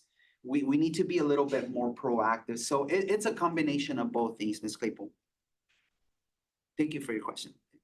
My question to you will be, while the students is taking the 4 minimum hours on academics, are they allowed to do credits recuperation in the same time? Or they do it after the 4 hours? Yes, so the 4 hours, well, first of all, as an independent study program, we have to weigh assignment to time because that's how we report our attendance. And most independent study programs weigh a daily instructional day in independent study as a 4-hour period. So 4 times 5, that's the 20 hours a week that students should be reporting. That is the formula where we base full-time employment, or in other words, taking the 5 to 6 classes that they require. If student has to catch up, I would say that it's above and beyond the 4 hours that they're submitting. For example, back to this example yesterday of this re-engagement, we shared with the student, you're almost there. The semester's going to end on January 9th.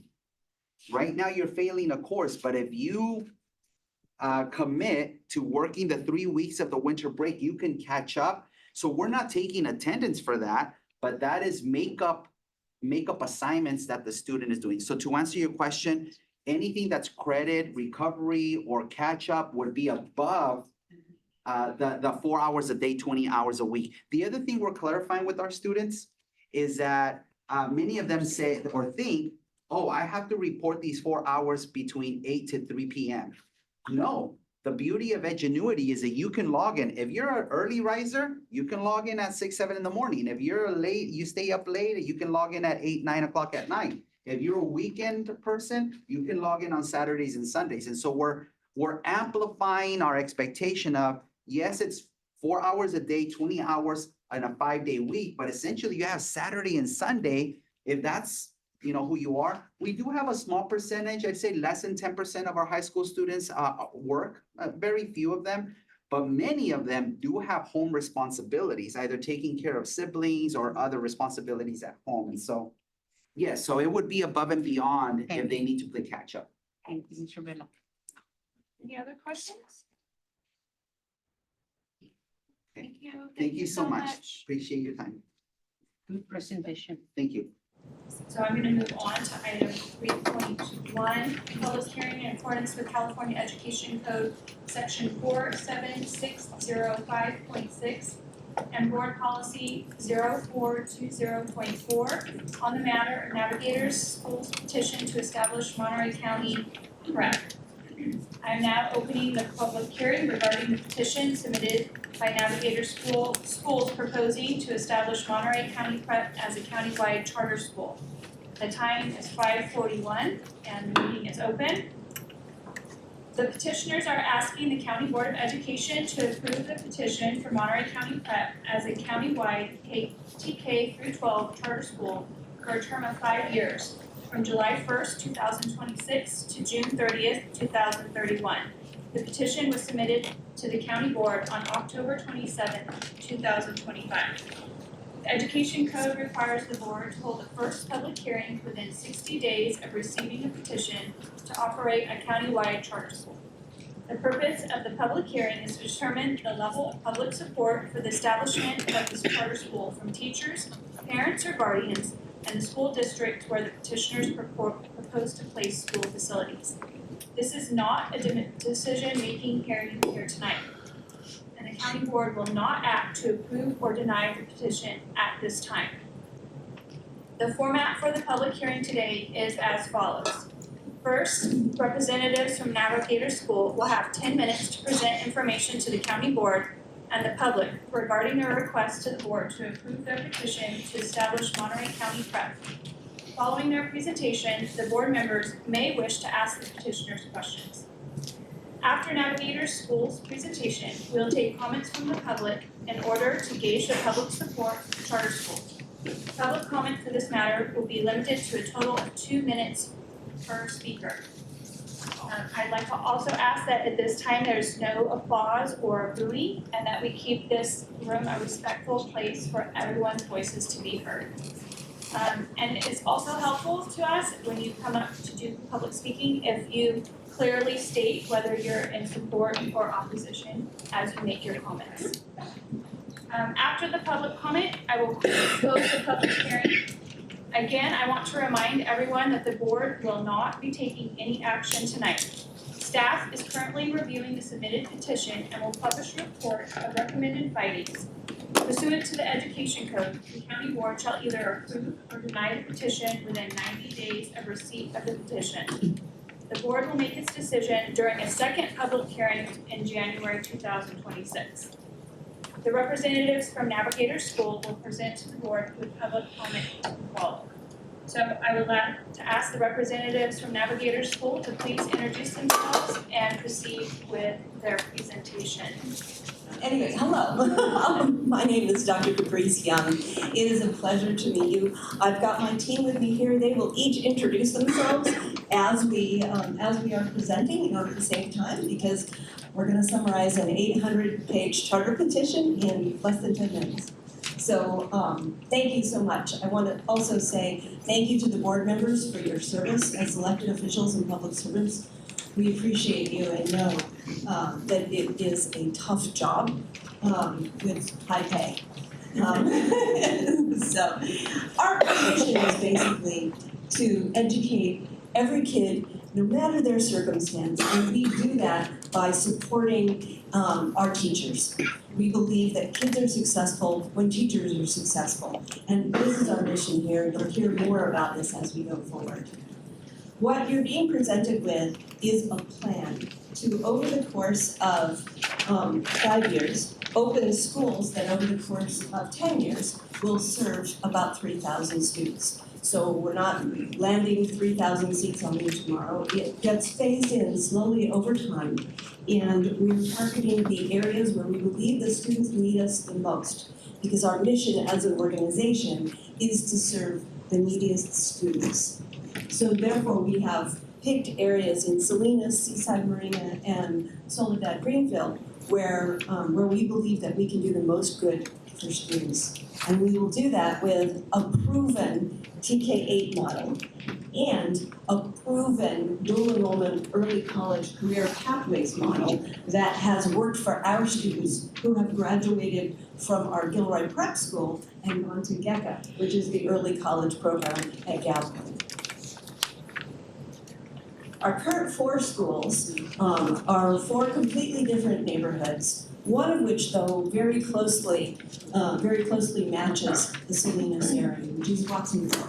In that school, we have more than 85% of our students coming from backgrounds that require free or reduced lunch. More than half of them are multilingual learners, and 14% are special ed. The numbers that you see there are averages. And we've been growing consistently based on community support at about 6% per year as we've added grade levels slowly through the years. And these are our test scores. The world makes us show whether or not we're successful through our test scores, so we show them. We have other measures of success as well, which we'll talk about. But what you see here is that last year and consistently, we have outperformed the state average in English language arts and in math. And then also when you look at our schools versus the average charter school in the state, we consistently outperform them. We also consistently outperform the schools in the neighborhoods around which we recruit. And the chart that is on the right is just looking at students who are of low socioeconomic status compared to students of low economic status. And so what you're seeing is an apples to apples. It's not that one school has 100% fair use lunch eligible kids and another only has 40%, they match. And this chart shows that we've been doing this for a long time.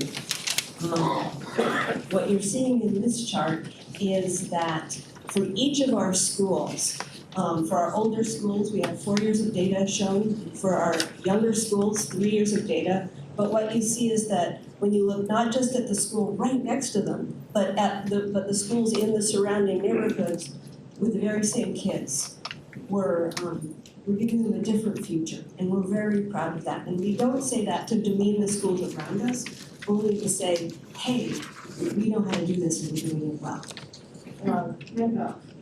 Thank you. Good evening. I am Kirsten Carr, and I stand before you tonight as a former educator, nonprofit executive director, including the Old Town Salinas Association, and an over 10-year employee of Navigator Schools.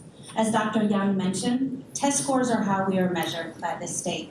However, as evident by the picture of our GPS alum and current UCLA student, our soft skills are also an incredible part of how we equip our students to be continual improvers, academic scholars, creative problem solvers, courageous change makers, and collaborative teammates.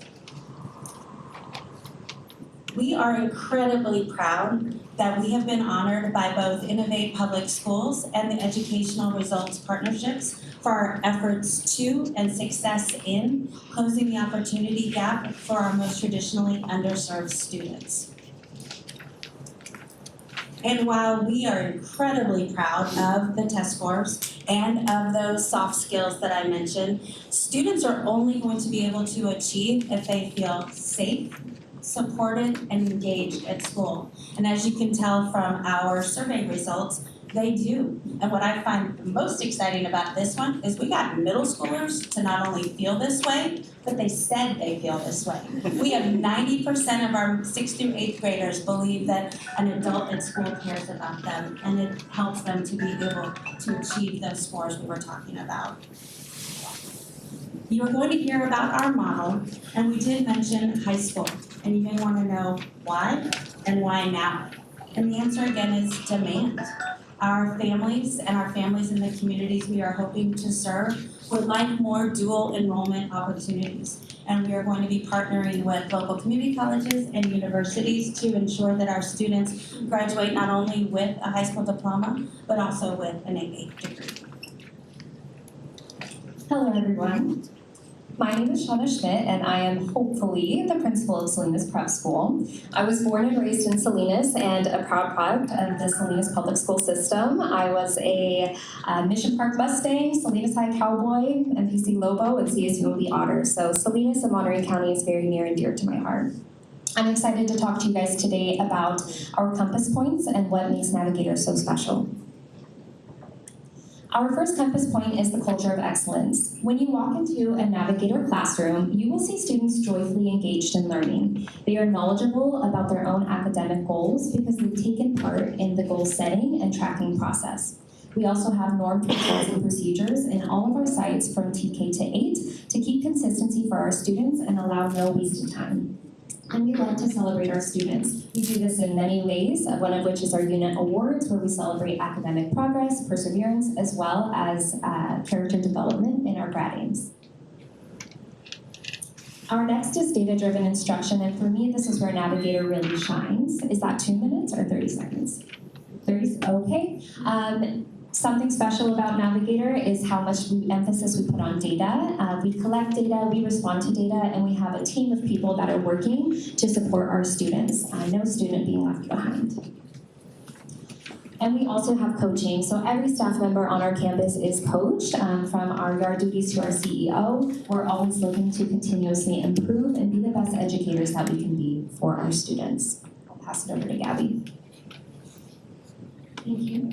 And You'll have the rest of the slide information before you, and our team will be here happy to answer any questions. I'm just watching that yellow light. Is that longer than 30 seconds? Hi, everyone. My name is Gabriella Roldan. I'm Navigator's Communication Manager. And this next slide here is actually one of my favorite. It reflects my Navi journey. I started as a teacher in training, then became the founding vice principal of Watsonville Prep School. I was the principal at Hollister Prep, and I stand before you as the comms manager. And so this slide highlights our belief that investing in educators is an investment in scholars. We believe that we build leadership capacity through structured coaching and principal mentorships, and at the same time, we prioritize social emotional well-being through intentional partnerships that strengthen belonging. And that commitment to investing in people shows up most clearly in how we design equitable systems of support for every child, by name and by need. Equity is a core Navigator compass point, and it's reflected in our full inclusion model. Nearly all academic supports, about 99%, are delivered within general education classrooms, meaning scholars receiving special education services learn alongside their peers with the right supports in place. Our final compass point focuses on technology for tomorrow. At Navigator, our use of technology is driven by instructional and operational need, not innovation for innovation's sake. Through a technology innovation fellow, we pilot responsible uses of AI to reduce teacher workload and strengthen instruction. A one-on-one technology model and targeted digital programs help our scholars develop digital literacy skills that they'll need beyond our classrooms. Good evening, my name is Alexandra Padilla and I am in support of the Navigator Schools. I am a current TK teacher at Gilroy Prep School. I am here tonight, however, as someone who truly wants to be part of the founding team at Salinas Prep School. While this is my first time before you, I hope you can feel my strong desire to be part of this community. As you can see in our charter, our ability to replicate and personalize our educational model to reflect and serve the needs of our community clearly work. Our students are outperforming the state of California as well as most of the schools in our communities. We will work hard to ensure we do that in Monterey County as well. I know you are incredibly busy, but I would love to have you visit my classroom in Gilroy so you can see firsthand and what we are asking you to approve. I do think you'll see a model that can benefit every community it is in. Thank you for your time and consideration. Hello, my name is Louis Pereira. I'm a supporter of Navigator Schools. Good evening, board and superintendents. As parents, we all know one of the toughest yet most important tasks we have to accomplish is ensuring our children receive a strong education. We research, worry, plan, research some more, and then hope the decision we made was the right one. We did our homework, we exercised our option to choose where our children went to school. Even if it means driving our children from Fruindale to Salinas every day. We are now asking you to do the same research, then approve the Monterey County Charter submitted by Navigator Schools. This decision will give parents like Shannon and myself an opportunity to add options of selecting where our children will receive the education they both need and deserve, and will give our entire community an award-winning public school in which to learn from. I'd be happy to share more about why I'm supporting Navigator Schools, and thank you for your time and consideration. Your leadership is both needed and appreciated. Good evening, board and staff. I'm Crystal O'Rourke, the Chief Academic Officer for Navigator Schools and a 15-year resident of Fruindale, speaking in support. As a founding Navigator employee, I can attest to the commitment we make to our communities. We both believe and act on the premise that a rising tide lifts all ships. And if you approve us next month, the commitment to success for all will extend to Monterey County. As you can see in the charter, the Navigator model works. And through our work with schools across the state and country, it works for many reasons and in many school environments. We work to ensure that every student and staff member gets exactly what they need when they need it. And we coach on how to personalize it for different schools, different communities, and different classrooms. We did not invent the Navigator model in isolation. We went out and found high-performing schools across the entire country, and we used their ingredients to form our recipe for success. We have flexibility to research, visit, and find teaching practices that work, and modify them to fit various needs and individual needs. We then implement those practices in our classrooms and open the doors to any interested educator. It is through this collaboration that we can learn from and with one another. We have best practices to share, and you have best practices to share. And together we can provide strong educational opportunities for all students in the Monterey County. Thank you for your time and consideration of the petition of Navigator Schools. Good evening, my name is Noelle Russell-Luntenberger. I'm the Chief Financial and Operating Officer of the Navigator Schools. I am so thankful for this opportunity to share why we're ready to serve more families here in Monterey County. First, we're financially strong over the last few years. We have strengthened our organization, we've invested in our talent, we've improved our systems, and we've built capacity. We're financially ready to welcome more families into our Navigator community. This isn't just wishful thinking, it's careful preparation. Second, we've partnered with the right people. We brought on Chartered Impact, who is a back office service provider, and trust me when I say it's a game changer. They handle all of our financial complexities and compliance work that we all know as educators here can be really daunting at times. We have operational excellence that scales with us as we grow. Third, we have strong financial backing. We have $18 million in grant awards to fund our growth, and we have funders who believe in our model.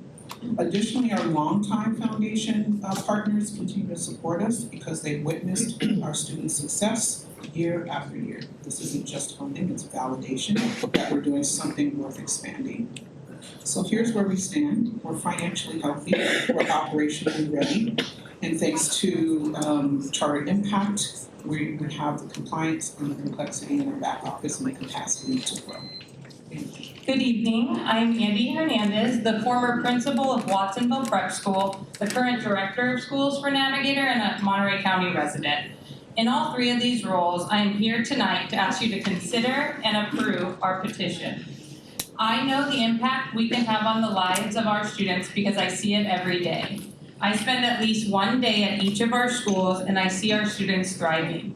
Our focus on data-driven instruction, coaching, daily intervention, and small group instruction makes a difference. The model makes us who we are, and the model allows us to be successful as students, as educators, and as community members. As a former athlete, I know the results we can have when we work together. Navigator Schools has a strong focus of student teamwork, staff teamwork, and teamwork within our community. And with your support tonight, and next month, we can become a part of the Monterey County community as well. Working together to continue to provide a top quality education for all of our students in our community. Thank you for your time. Thank you. Our next speaker will be Tina Hill. And before My name is Tina Hill, I'm Director of Student Services for Navigator Schools. Earlier, Gabby talked about our full inclusion model as part of the presentation, but I thought it was important to expand on it a little bit more. Full inclusion isn't just a tagline with us. Every child by name and need isn't a slogan that we repeat when we stand in front of our authorizers. It is one of the core components of who we are. Meeting the student needs for all and equipping them to succeed at their highest level is why so many families of our students with special needs seek out the Navigator educations. Our populations of students who qualify for services meets or exceeds our local districts, with Hollister Prep having our highest 20% population. We provide not just the minimum minutes required by head code, but create a safe and engaging environment where all students, regardless of what is in their queue, says that they can thrive and be successful. Our full inclusion instructors, education specialists, speech pathologists, counselors, coordinators, school psychologists, behavior specialists all work together to ensure all students are learning to be scholars, courageous change makers, collaborative teammates, creative problem solvers, and continuous improvers. The inclusion model is incredibly important to me, not just because of my official title, but also because of my most important title, which is mom. I am a proud parent of a GPS alum. My son had special needs, and when I started at Navigator 10 years ago, it wasn't just an agreeing to a career, it was also committing to Navigator as a parent as well. I work very hard every day to make sure that every parent feels as good as I did about their decision to send their child to one of our schools. I would like to please ask you to consider and approve Navigator's charter for Monterey County. Thank you for your time. Good evening, board members and superintendents. I am for the Navigator Schools. My name is Noemi Mejia, and I am born and raised in Salinas, California, as well as a Monterey County resident. And I am a teacher in training with Navigator Schools, working in our Watsonville campus. I hope to be a founding teacher at Salinas Prep School, and I have been honored to be part of our reading tutoring nights for the past several months. I know we will be able to deliver on our mission to provide phenomenal outcomes for all students because we are relentless about ensuring educators continuously improving to deliver the best quality education and support students deserve. I'm grateful of the coaching I receive at Navigator Schools. I am thankful that I am cultivated in a working environment where everyone is encouraged and supported to improve, because at the end of the day, we want to cater the absolute best for our students. I aspire to be a founding teacher at Salinas Prep School because I want to make sure every student is equipped with a strong academic foundation and targeted support system that will guide them throughout their educational journey. Thank you for your time and consideration of our charter petition. Thank you. Good evening, my name is Rita Castaneda, and I serve as a community engagement facilitator with Navigator Schools. I've proudly worked alongside Navigator families for over 12 years, beginning as a proud founding parent of Hollister Prep School, where my two children attended from kindergarten through middle school, before my work later transitioned to Watsonville and now Salinas to serve the families here in Monterey County. Salinas is home to me. My family worships here, my children attend school here, and I've built deep, trusted relationships throughout this community. My work takes me into churches, local parks, community events, farmers markets, and free reading and enrichment sessions where families gather. We don't just recruit, we support. Through community partnerships, including a relationship with the local food bank, we provide free resources and nutritional treats to families who attend our weekly sessions. Alongside Shauna, who is hoping to serve as a founding principal of Salinas Prep School, Monterey County, we've met with families from many backgrounds, including stay-at-home parents, individuals in the medical field, restaurant managers, agricultural service workers, and many others. While their backgrounds may differ, each and every one of them knows what they want for their children: a strong education. We've also partnered with North Salinas High School students who support our reading sessions while earning community service hours and building leadership skills. On behalf of the families that we serve, I respectfully ask and strongly ask that you approve the petition for Salinas High School. Good evening, Yulia Gutierrez. I'm a resident of Salinas for over 40 years. I'm here tonight wearing two hats. First, as a grateful parent of two students at Watsonville Prep School, and second, as a Salinas resident who would love the opportunity for my children to experience the same high-quality education right here in our own community. Over the past few years, my children have changed schools several times in Salinas, and I began to worry about how it was affecting them. They went from being excited about school to feeling anxious and upset each morning as I dropped them off. Since joining Navigators, that has completely changed. They are happy, confident, and eager to learn again. Thank you for your time, and I'm in support of Navigators. Hello, my name is Noah Marquez, and I'm a third grader at Watsonville Prep School. When I grow up, I want to be a doctor and a professional soccer player. At Watsonville Prep, I'm learning how to be a strong student so I can achieve those dreams. I would love to be a student at Salinas Prep School, so I can do all amazing things that I do at Watsonville Prep School, but closer to my home, my family, and the community. My name is Nora Carvello. I'm the current chairman of the board for Navigator. I'm also a resident, or I grew up in Monterey County, school down the street. Met my husband at the homecoming game here in town a couple decades ago. My connections to Navigator are multiple. I was the parent representative on the board of directors for a term of 6 years before I termed out. And that was my first exposure to how mission-driven Navigator is. And of all the organizations I've been involved with, including my day job as a CEO, I've never worked with such a mission-driven organization. Everyone from the janitors to our superintendent, all the educators believe in their DNA and their core that every child should have access to high-quality education, regardless if they are from Palo Alto or East Palo Alto, East Salinas or Pebble Beach. Equity in education should be a founding principle, and that is the thing that drives us, and that's the thing that brought me back to serve as chairman, and the priest called me back to serve. Navigator's commitment to full inclusion runs very deep. We say, Tina said, every child by name and need, and that's very personal. It's very personal to me. My daughter's a graduate of Hollister Prep School, and she thrived there. She went on to GECA. She's in her family now. In her freshman year, she was the best English student, and now she's doing AP pre-calculus and honors chemistry, which is difficult in and of itself, but Avery is legally blind. So that just shows you the foundation that she received through Navigator with her full inclusion model, the teachers that had really high expectations of her, and the scaffolding to support the kids and help them to meet those educations. It's an incredible program.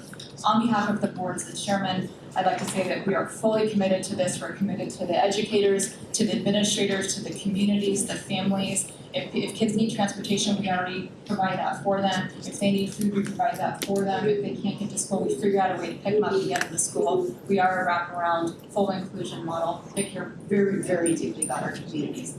Thank you for being open-minded. Good evening, Superintendent and Board of Trustees. Buenas tardes a todos. Mi nombre es James Dent. Soy fundador de Navigator Schools. I've been a Monterey County resident and I'm the founder of one of the founders of Navigator Schools. I've been a Monterey County resident for 28 years. My kids are graduates of Veranda Meadows School here in Salinas City and are now both graduates of the UC system, UCLA and UC Santa Barbara. So I want to give my thanks to all the educators, all the administrators, County Office of Education, everyone that supported my boys, Santiago and Camilo. It takes all of us to do this job, and we're here to work together. After 8 years of teaching high school, middle school, and 4th grade, I spent 2 years in this room through the San Jose State University Leadership Program in 2003 and 2004. Superintendent Barr, we were those classes back then. I went on to be a vice principal in Potterville Valley and then the principal at Gilroy Unified, where the Sables was come out of program improvement, which was quite a rarity back in those days, but it was because of our Latino students making incredible growth that got us out of program improvement. So I learned a lot back then. 11 years ago, I was standing at this podium as the lead petitioner for Salinas Prep School. Several of the board members came up to me that night and said, go back, fix your deficiencies, and come back to us. We want to support this. So it gave us time to study great schools, hone our practices, and show that Latino students can perform at incredibly high levels just as well as anyone else. And we've done that in every neighborhood that we've been in, and I just ask you to do the right thing by kids. Thank you. Thank you so much. Good evening, Janelle Willie with Legal Counsel for Navigator Schools. It's been great to hear tonight from all the school districts and all the wonderful things that they're doing, and I know that the Navigator team just wants to contribute to that. You heard about a rising tide raising all boats, and Navigator just wants to do that as well. I thought I'd remind you that the legislative intent for charter schools is that charter schools are and shall become an integral part of the public educational system, and their establishment shall be encouraged. This isn't quite encouraging tonight. I don't know if I'd put it in that category, but we hope that the county board sees things a little bit differently. I would also remind you that this is a countywide benefit charter that's before you. This is not a charter on appeal from denial by a school district. So fiscal impact on school districts is not a legal reason for denial of the charter school. As a countywide benefit, there are a couple of fundamental characteristics to this kind of charter schools. One is the ability to locate facilities anywhere throughout the county where it's authorized. And then the second is a requirement to give an admission preference to students who reside anywhere in the county. We're not limited, for example, to a preference for students who reside in the district where one of the campuses is located. So the question for you, for the county, is whether a single school, multiple campus model across district lines is in the interest of the students of Monterey. I think what you've heard from the students and the parents of Monterey is that it is in their interest. You'll also be answering whether Monterey County students would not be served as well if Monterey Prep we're required to operate through multiple charter schools authorized by multiple school districts. So the charter school is required to provide a reasonable justification for why it can't serve students as well through a series of district-approved charters, and we presented 4 of them in the charter petition. Just briefly, one reason is about the efficiencies that come from centralized oversight and consistent processes instead of having a charter petition that gets a little bit watered down everywhere it goes. Another reason is to ensure countywide equity and My name is Blanca Salinas Guzman, and I'm the Community Engagement Manager for Navigator Schools, and I'm in support of this petition. I'm a first-generation college graduate and know firsthand that students are faced with obstacles every day, it being academically, financially, socially, emotionally, etc. However, I am honored to say that our Navigator School campuses, we truly believe that every child is equipped to prosper, regardless of their circumstances. We work with our local communities to create partnerships that provide resources for our scholars and our families. Some examples of this is that we offer parent universities, collaborate with the local food banks, partner with our local municipalities, and open our various resource fairs to our neighbors. We are a part of the educational fabric in each of our districts. We look forward to doing that in Monterey County as well.